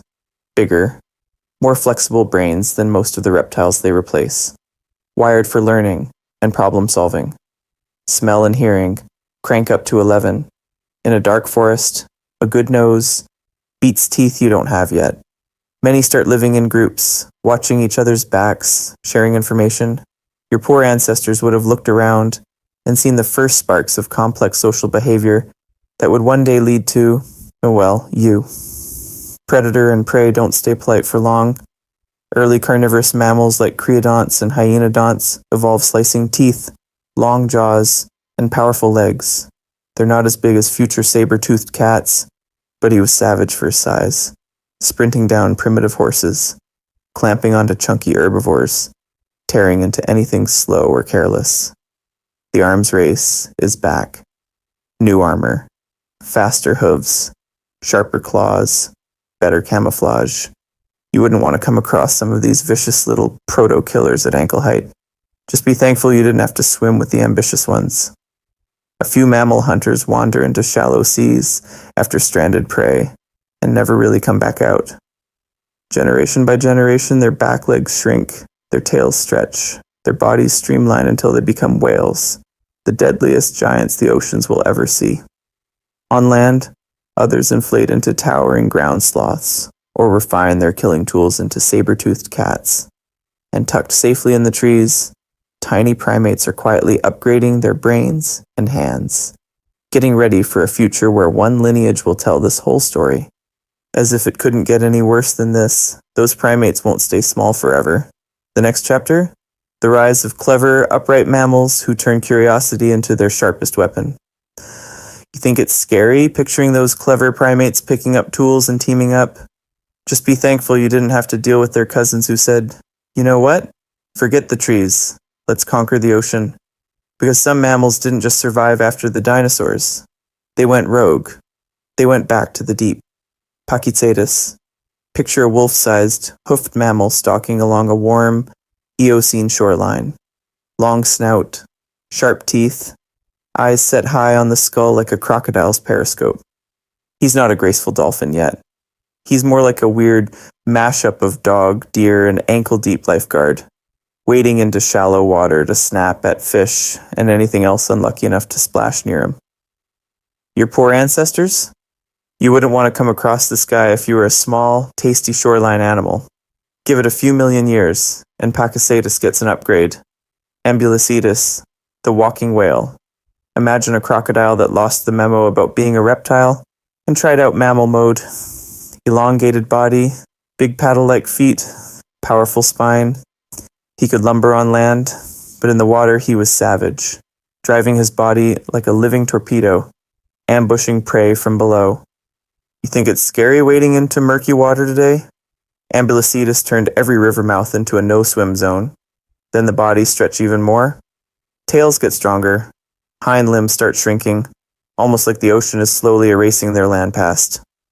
Enter Basilosaurus. The name says king lizard, but he's no reptile. He's an early fully aquatic whale, up to 50-60 feet long, a snake-like mammal with tiny, almost useless back legs and a brutally powerful tail. Rows of sharp, interlocking teeth turn whole chunks of meat into bite-sized pieces. Smaller whales, giant fish, anything in reach? All fair game. These extinct monsters made the old marine reptiles look like they'd left a job opening at the top. Over time, whales start to specialize. Some lineages keep the deadly teeth, honing them into conical spears for gripping slippery prey. Others go in a totally different direction, trading teeth for baleen.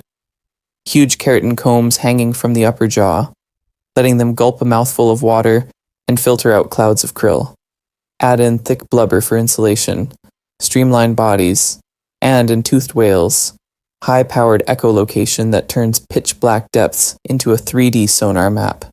And you've got the ultimate marine problem solvers. Fast forward, and the oceans are ruled by mammalian giants. Blue whales, the largest animals ever, cruising like gentle freight trains. Orcas, black and white torpedoes with brains to match their bite, coordinating hunts and bullying sharks right out of their own neighborhoods. Luckily for us, these apex hunters mostly stick to fish, seals, and the occasional unfortunate whale, not beach tourists. As if it couldn't get any worse than this, while the seas fill up with mammal super predators and plankton vacuuming giants. The land isn't exactly taking a break. New waves of hoofed herbivores and upgraded carnivores are turning the continents into endless, dangerous savannas where speed, teeth, and teamwork decide who eats and who gets eaten next. Grassland revolution. You think it's scary to walk across an open field at night where you can see everything and everything can see you? In the Miocene, the whole world starts turning into that field. Global cooling dries the air, ice creeps down from the poles, and thick, shady forests retreat. In their place, tough new grasses spread like a green wildfire, building endless belts of prairies and savanna. No more convenient tree trunks to duck behind. Out here, you're either fast, watchful, or you're someone's lunch. Hoofed mammals step up to the challenge, literally. Early horses shrink their toes down into single sturdy hooves, stretch out their legs, and turn into biological sprinting machines. Their teeth get tall and high-crowned, built to grind down a brace of grass loaded with tiny bits of wind-blown dust. Antelopes and gazelles join the party, all springy limbs and radar dish ears, while camels cruise the drier edges with long legs and built-in water tanks. And they don't do it alone. Herds become the new shield. Dozens, then hundreds of eyes scanning the horizon. If one animal spots danger and bolts, the whole group erupts in a wave of pounding hooves. Safety in numbers, confusion in motion. At least that's the idea, because predators are upgrading too. You wouldn't want to come across the new big cats out here, built for explosive speed and ambush from the low grass. Hyenas evolve bone-crushing jaws and marathon lungs, turning into long-distance executioners that can simply run you down. Early dogs and wolf-like canids experiment with pack tactics, fanning out, testing flanks, looking for that one mistake. Picture a late Miocene evening.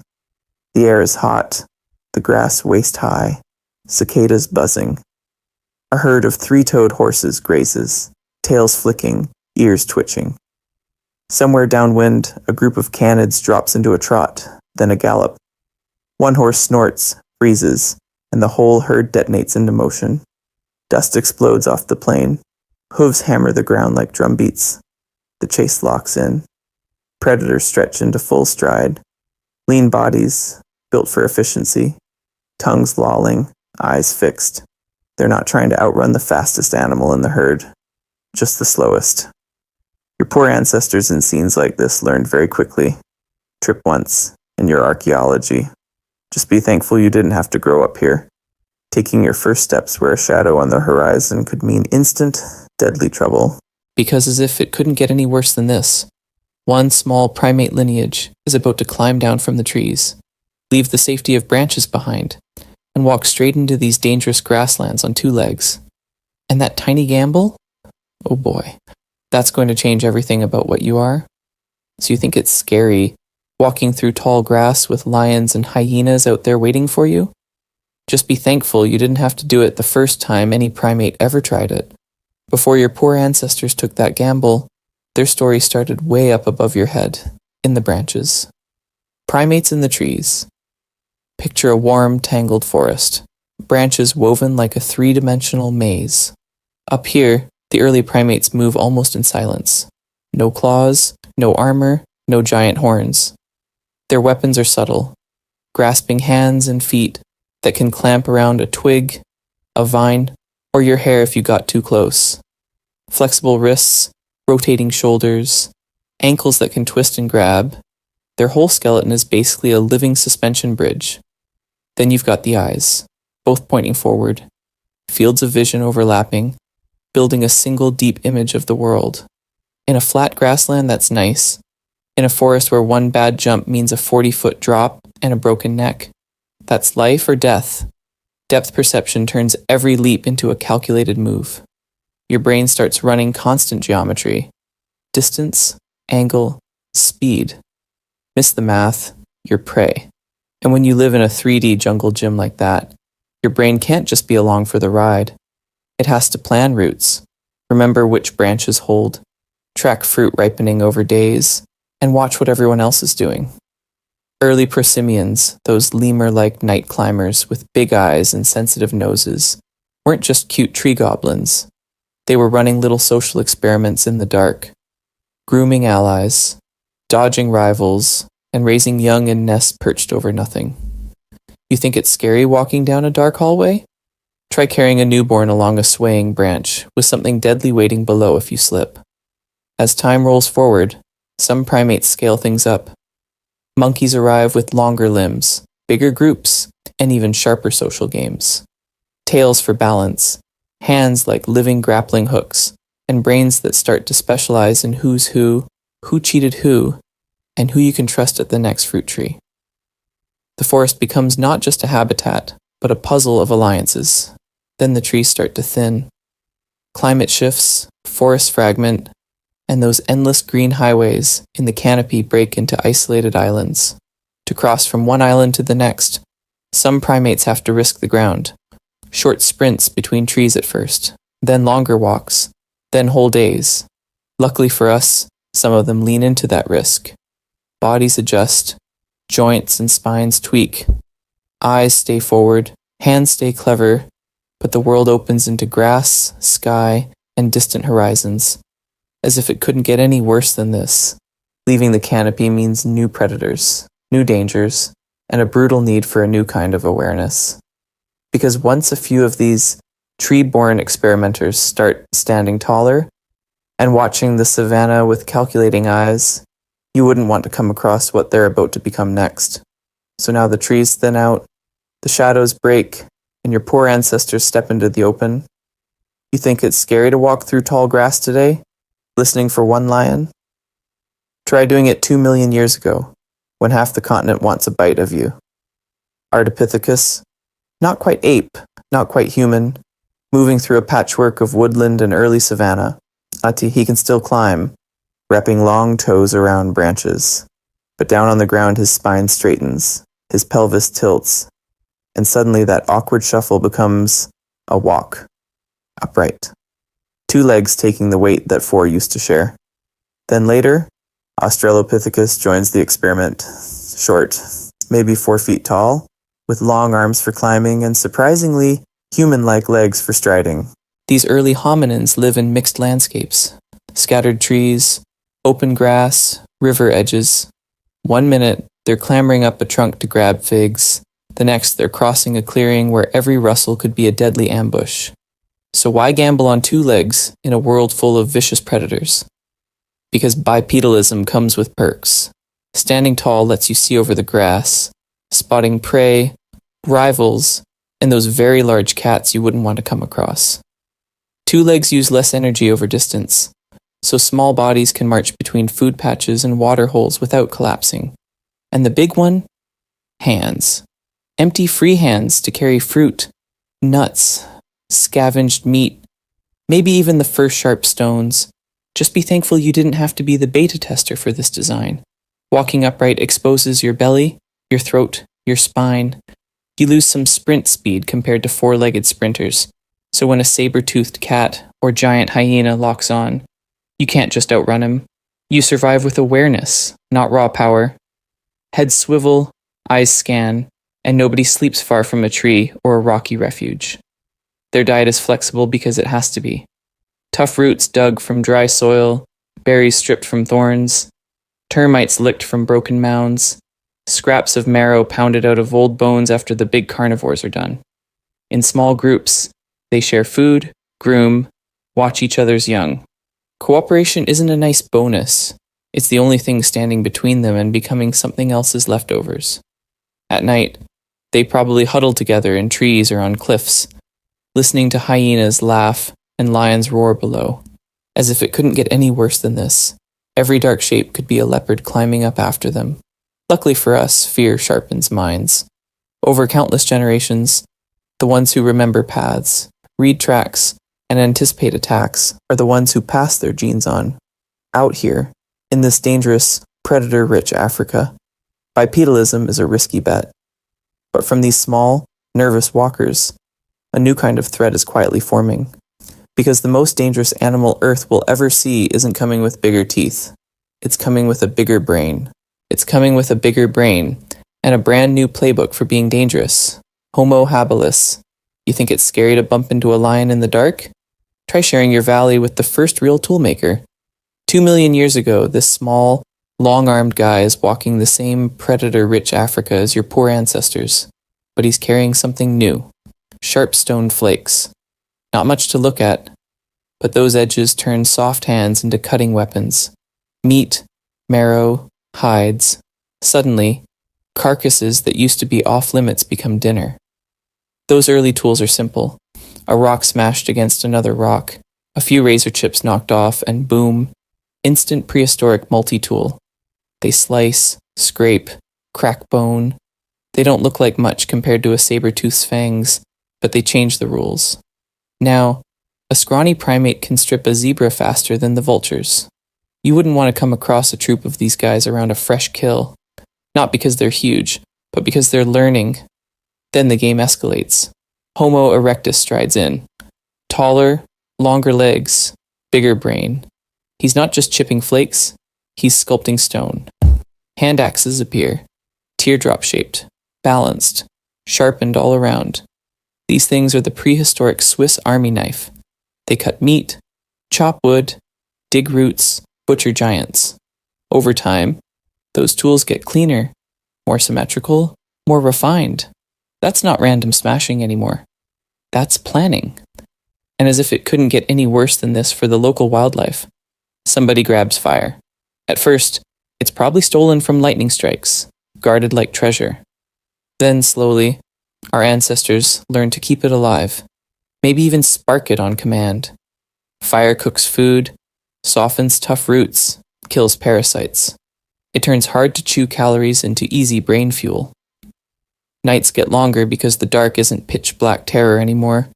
It's story time around the flames. Predators hang back. Smoke and sparks push them to the edge of the light. Fire also lets them reshape the land. Controlled burns open forests, call in grazing herds, reset whole ecosystems. Just be thankful you didn't have to be an antelope trying to figure out why the grass keeps vanishing and coming back thicker. With better tools and bright, crackling campfires, something even deadlier ignites. Strategy. Groups start coordinating. They watch herds, read tracks, set ambushes. A line of relatively weak-bodied hunters can drive prey into ravines, toward hidden spears, into zones of burning brush. Social learning kicks in hard. Kids don't just copy how to walk, they copy how to stalk. One clever idea spreads through the group like flame through dry grass. Luckily for us, that cooperation is our superpower. It let small bands of Homo erectus push out of Africa, into Asia, into colder, harsher worlds. Wherever they go, the pattern repeats. Stone, fire, teamwork, and the local top predators suddenly have competition. And this is only the warm-up. Because when Homo sapiens arrives, that cognitive arms race is going to spike. Tools will turn into technology, strategies into civilizations, and one thin-skinned primate will start hitting the planet with the force of a mass extinction. And if you think that sounded intense, wait until the planet literally turns the thermostat down. Ice Age. Glaciers crawl out of the poles like slow, frozen tsunamis. Mile-thick walls of ice grind mountains into dust. Cold winds scream over a continent-sized steppe tundra, a dry, grassy snowfield stretching farther than you could ever walk. Out there, black against the white, move the herds. Woolly mammoths, taller than a truck, tusks sweeping forward like ivory scythes. Woolly rhinos plow through drifts with horned snowplows on their faces, steam pouring from their nostrils. You think it's scary to bump into a moose on a winter road. Just be thankful you didn't have to slam the brakes for a 12-ton mammoth stampede. These weren't lonely wanderers. They traveled in tight family groups. Calves in the middle, adults forming a living wall of hair, fat, and very bad attitude. Any predator sizing them up had to think twice. Smilodon. The saber-toothed cat is not your average oversized kitty. Stocky, low, all muscle and ambush. He was savage in a different way from modern lions. Short tail for balance in close combat, jaws that could swing open like a trapdoor, and those famous 8-inch canines built to punch straight into arteries in the neck. Smilodon didn't chase. He waited, then exploded from cover, wrestling prey to the ground, before delivering one precise, deadly stab. As if it couldn't get any worse than this, add dire wolves, heavier than today's gray wolves, with bone-crushing jaws and pack tactics dialed up to 11. Then the giant short-faced bear, Arctodus, rears into view, towering over everything, built for speed on open ground. You wouldn't want to come across that guy at a carcass. He could likely bully lions, wolves, maybe even scare a Smilodon off its hard-earned kill. Into this frozen arena walk your poor ancestors. Homo sapiens pushes into Europe, Asia, the Americas, wrapped in stitched furs, carrying stone-tipped spears, atlatls, and eventually bows. They're not the largest, not the strongest, definitely not the hairiest, but they have something brand new in this dangerous cast. Long-term planning. Coordinated drives, funnel mammoths toward hidden hunters. Traps, pitfalls, and fire turn giant prey into shared feasts.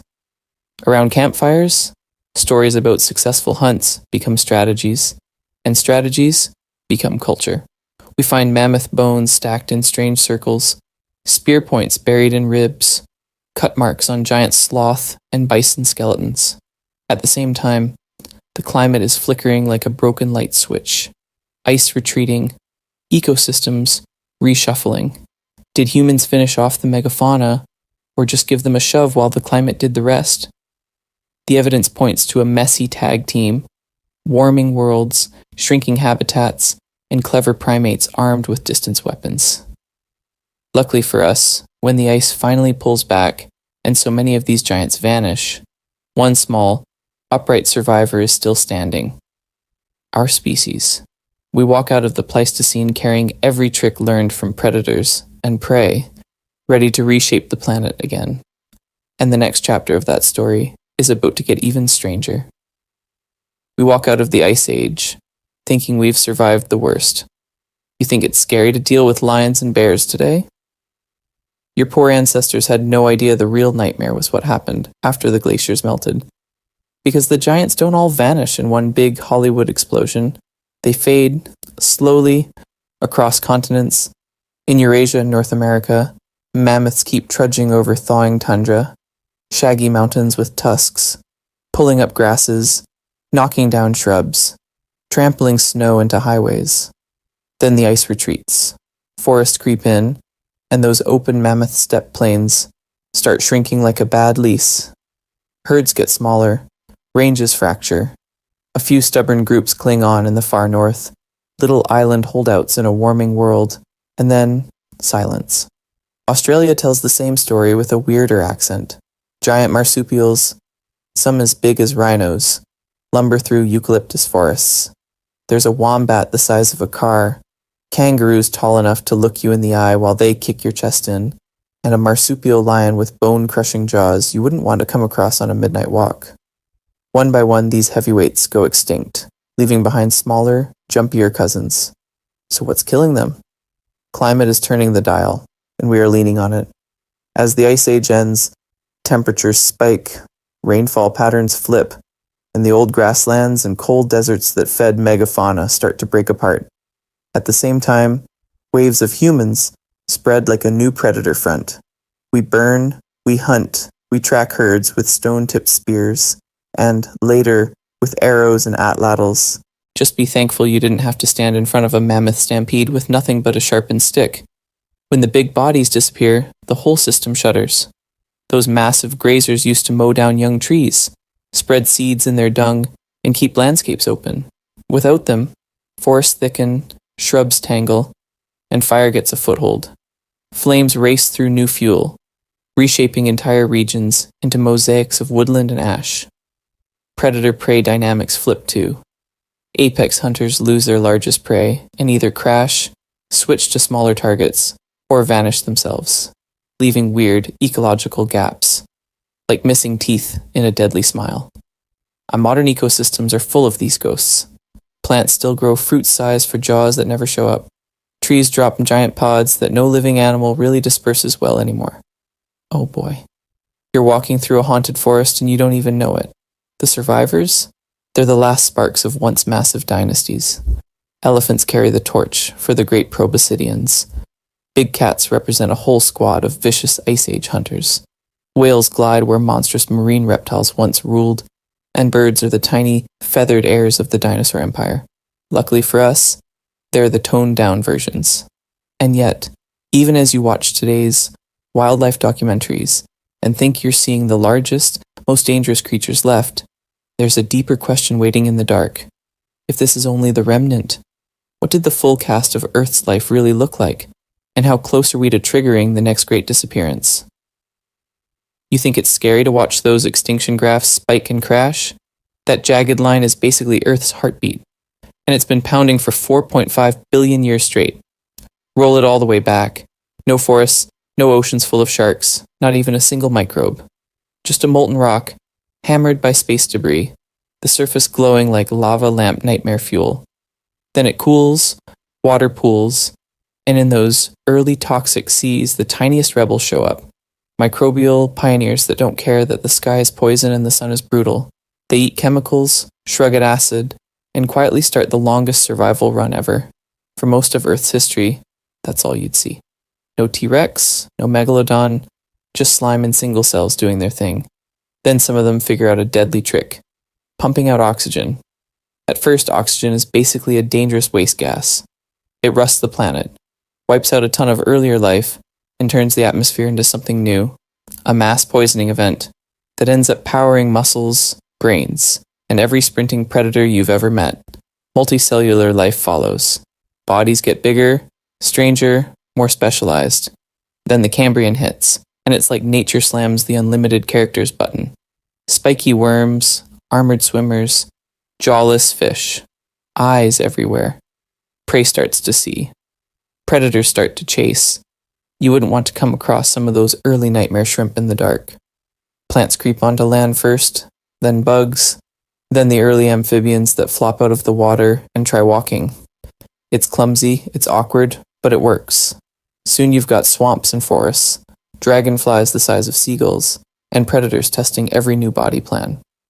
Synapsids rise up as the big land bosses long before dinosaurs, with sail-backed bruisers, like Dimetrodon, turning smaller animals into snacks. Then the planet hits reset. The Permian-Triassic extinction slams the door on about 90% of marine species and most land vertebrates. As if it couldn't get any worse than this, it almost doesn't. But something always crawls out of the wreckage. Reptiles diversify, dinosaurs take over, marine reptiles own the seas, pterosaurs rule the skies. Apex hunters evolve teeth, claws, and speed that make modern predators look like they're in easy mode. Mass extinctions keep crashing the party, each one wiping the board and dealing a new deck. Dinosaurs fall. Birds, those tiny, feathered survivors, carry the dinosaur legacy into your backyard. Mammals slip from the shadows into the spotlight. Your poor ancestors dodge saber-toothed cats, giant bears, and all the leftovers of earlier ages. Just be thankful you didn't have to live through every reboot. Because the story of life is brutal, but it's also stubborn. From microbes, to mammoths, to you, danger never stopped the game. It just kept changing the rules. Your poor ancestors dodged claws and teeth. You think it's scary to walk through a dark parking lot at night. Just be thankful you didn't have to tiptoe past a hungry Giganotosaurus. Because here's the twist. The most dangerous animal of all isn't any of those extinct monsters. It's you. Soft, squishy, kind of slow, and somehow the apex of a 4.5 billion year arms race. Look at your body like a highlight reel from prehistory. That backbone? Straight from the first brave vertebrates that crawled out of the Cambrian seas, when life was still figuring out which way was up. Every time you stand, run, or even roll over in bed, you're cashing in on that ancient engineering. Your warm, hungry, energy-guzzling brain, that's pure mammal. Built in the shadows of dinosaurs, tuned for quick reactions, memory, and problem-solving. The same basic hardware that let tiny, shrew-like creatures survive asteroid winters now lets you scroll, binge, and plot rocket launches. Oh boy, your hands are primate royalty. Flexible thumbs, precise grip, wrists that can twist a spear, a pen, or a smartphone. Those fingers are descendants of tree climbers that needed perfect balance and perfect aim just to grab the next branch and not become someone else's prey. Add one last ingredient. Social cooperation. Packs, tribes, cities, the internet. One wolf is dangerous. A coordinated group of clever apes with language, planning, and a shared grudge? You wouldn't want to come across that. So while a T-Rex could crush bone and a megalodon could snap a whale, humans turn brains into tools, and tools into power. A stone flake becomes a spear becomes a gun, a campfire becomes an industrial furnace. Suddenly, the deadliest thing in the ecosystem is the species that can imagine tomorrow and prepare for it. We've become so dangerous that we've basically turned into a geological force. Volcanoes once rewrote the climate. Now factories do it.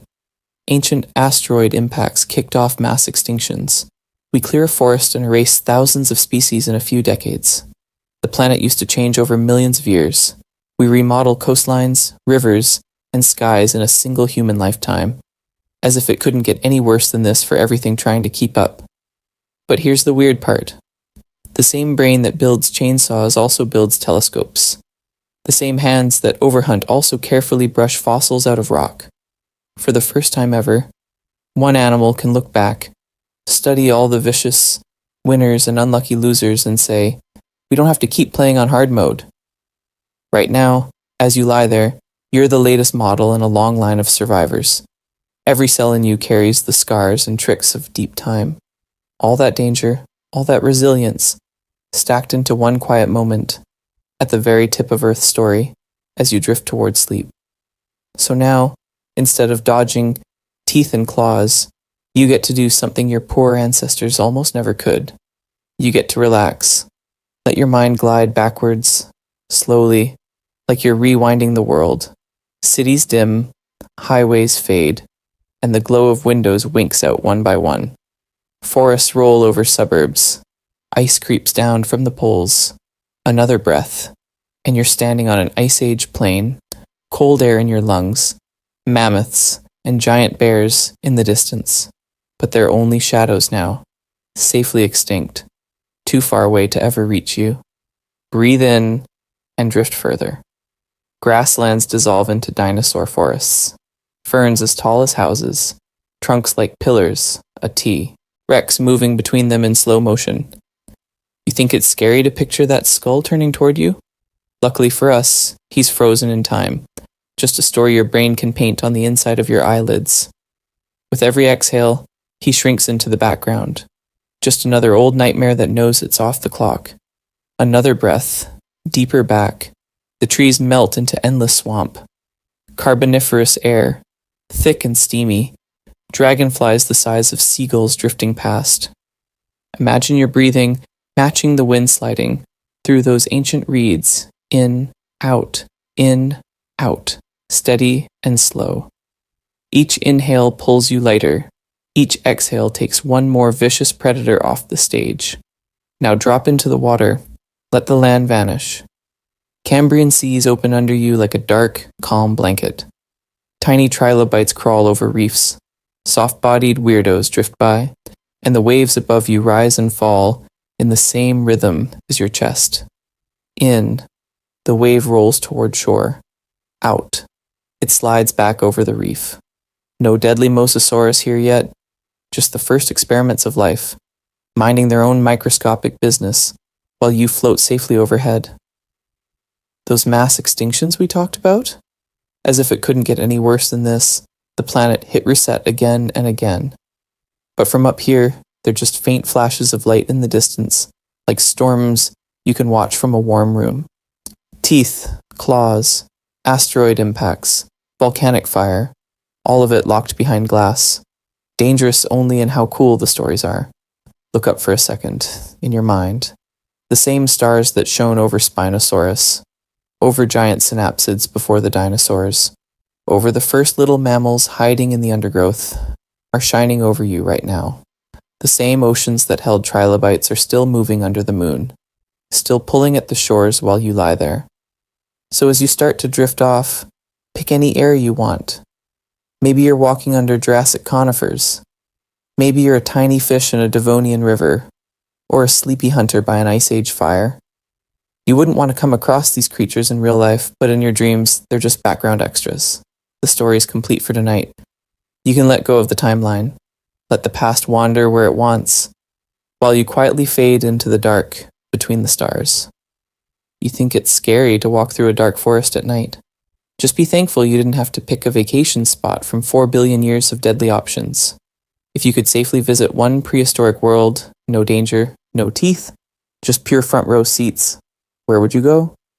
Cambrian reefs, Jurassic valleys, Cretaceous forests, or Ice Age steppes. 4 different planets sharing one Earth. Picture the Cambrian first. Warm, shallow seas. The water a hazy blue-green curtain. Sunlight falls in dusty shafts, catching clouds of drifting plankton. Strange, translucent bodies pulse all around you. Trilobites crawl over the rippled sand like armored beetles of the deep. Anomalocaris glides past, eyes glittering, but you're a ghost. He was savage to his prey, yet he passes right through you. It's quiet here, just the soft hiss of water and the crackle of distant undersea vents. Jump forward. Jurassic valleys. The air is thick and heavy, warm as a greenhouse. Giant conifers loom overhead, their needles whispering when the wind rolls down from distant volcanoes.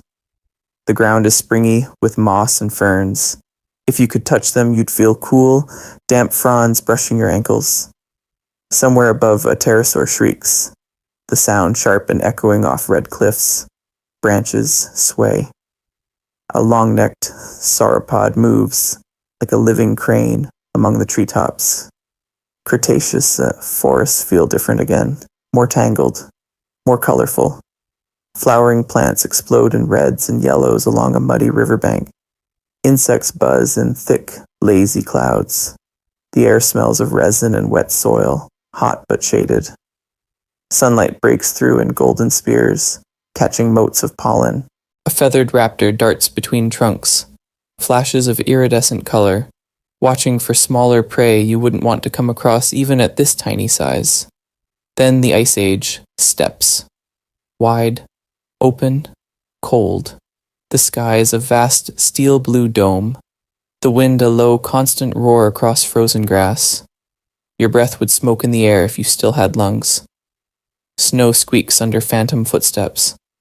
In the distance, a herd of woolly mammoths moves like shaggy boulders, their silhouettes glowing orange in the low sun. A cave lion watches from a ridge, tail flicking, patient and dangerous, but you're only a shadow beside your poor ancestors. Pick one world now. Let your mind choose without effort. Are you drifting through Cambrian water, or standing under Jurassic trees, walking a Cretaceous river path, or following mammoth tracks across the steppe? Move slowly. Turn your head. Notice tiny things, the texture of fern fronds underfoot, the rhythm of distant calls, the way the light bends through seawater, or filters through needles, or glitters off ice. Stay there as long as you like. Then, when you're ready, let that world dim at the edges, color softening, sounds fading, until all that's left is a calm, quiet wonder, carrying you gently down into sleep. Luckily for us, these extinct worlds can't hurt you now. They're just stories your brain can wander through, as the night gets deeper and the next ancient scene waits just beyond your dreams. Luckily for us, you're hearing this story from a safe distance. But if you zoom out, really zoom out, you start to see something a little unsettling. Every creature we visited tonight, from those armored trilobites to the largest tyrannosaurs, once felt like the permanent main character of Earth. They weren't background extras. They were the whole show. A trilobite scuttling across the Cambrian seafloor had no idea it was living in a brief experiment, one that would be wiped almost clean in a mass extinction. A sauropod shaking the ground with every step wasn't thinking, I'm part of a fragile ecosystem. He was just eating, breathing, surviving. In his world, he was forever, until he wasn't. You think it's scary to walk through a dark forest now? Picture that same patch of planet 100 million years ago, under different stars, with raptors slicing through ferns and dinosaurs lurking in the rivers. Whole ecosystems, stacked on top of each other in time, each one sure it would last. Then a volcano field opens up, or the climate shifts, or an asteroid shows up uninvited, and the reset button gets slammed. Fast. That's the dangerous part of this story, how quickly normal can vanish. The Permian oceans went from busy reefs to almost silent in geological minutes. Lush coal forests dried up, and their strange insects and amphibians went with them. Even the dinosaurs, who ruled for over 150 million years, found out that being the biggest and most vicious doesn't help when the sky itself turns against you. Now, as if it couldn't get any worse than this, we're the ones changing the rules. No asteroid, no planet-wide lava fields, just cities, engines, and choices. Species that survived ice ages and shifting continents are struggling with a few centuries of human activity. Your poor ancestors had to worry about being prey. We have to worry about being the predator that doesn't know when to stop. And yet, there's something incredible about where you are in this story. You live in the tiny slice of time when fossils speak, when we can read shells and bones like old letters, reconstructing entire worlds from a tooth, a footprint, a thin line of iridium in the rock. Just be thankful you didn't have to meet a live mosasaurus to appreciate it. When you stack your daily worries against 4.5 billion years of eruptions, impacts, and extinctions, they start to shrink a little, don't they? That email, that awkward conversation, that to-do list, all floating on a planet that survived far worse and kept going. You're part of a story that began in silent, alien oceans, with microbes clinging to volcanic rocks. Oh boy, did it take a lot to get to you. So maybe, as you drift off, you can feel a quiet gratitude for this thin, living layer of time you're standing in. For the birds outside your window, last survivors of the dinosaurs. For coral reefs still glowing with color, forests still breathing for us. We can't bring trilobites or mammoths back, but we can decide what future fossils will say about us. And in this fragile moment, we still have the power to keep the next chapter rich with life. So as we sit here, right at this fragile moment, let's zoom out one more time. You think it's scary to scroll through the news today? Just be thankful you didn't have to commute through a dinosaur-infested river, or share a beach with Mosasaurus doing breakfast. Thank you for coming all this way. From molten rock and silent, black oceans, through the Cambrian shimmer of trilobites, across steamy coal forests and dinosaur deserts, all the way to your pillow. You've just drifted through billions of years of dangerous, extinct worlds, while barely moving a muscle. If that slow fall through deep time helped you unwind, you can hitch a ride with us again. We're going back, many times. We can dive into a single night under Jurassic stars, with Allosaurus stalking sauropod prey, or spend a whole episode just gliding above a Cretaceous shoreline while pterosaurs wheel overhead and Dinosuchus waits below, as if it couldn't get any worse than this for anything that touches the water. So if you want more of these calm but vicious history lessons, where the largest, deadliest hunters ever become your bedtime background noise, tap subscribe or follow before you drift off. That way, the next time we open a portal to some vicious Permian swamp or an icy Pleistocene steppe full of Arctidus and Smilodon, you're already on board, and I'd love to know where you want to go next. Which slice of deep time are you curious about? A quiet walk through the first forests with dragonflies the size of seagulls? A slow swim beside early whales, while Megalodon, somewhere out in the blue, reminds you that you wouldn't want to come across everything that ever lived? Drop a comment with the era, the extinction event, or that one extinct animal that's been living rent-free in your brain. We'll use your ideas to co-create the next round of dangerous bedtime stories. Luckily for us, the fossil record is nowhere near done talking. There are countless more bones in the ground, each one a ticket to another world, where your poor ancestors, or their distant cousins, tried not to become prey. Every new video is just another safe voyage into those deadly ages, where he was savage, they were savage. But you're watching from under a blanket. If this journey felt soothing, let the algorithm know you survived it. A like, a save, or even letting this play again tells it, hey, send me back to the dinosaurs later. That way, the next time you're ready to fall asleep to roaring oceans, stomping giants, and whispering timelines, the past will find you first. So now from here, we fade all the way back to where this really started. Not with T-Rex, not with Megalodon, but with a glowing, dangerous newborn planet that you wouldn't want to come across in a million years. A molten earth, skies choked with ash, oceans still forming, and no prey. No predators, just rock and fire. You think it's scary to walk through the wilderness today? Just be thankful you didn't have to tiptoe across that world. And yet, that same wild planet is the one you're lying on right now. Same earth, same rock, same deep time under the floor, under the bed, under you. Only tonight, the lava's long gone. The Arctodus and Smilodon are extinct, and your room is quiet, small, and perfectly safe. The largest threat in here might be a snoring pet.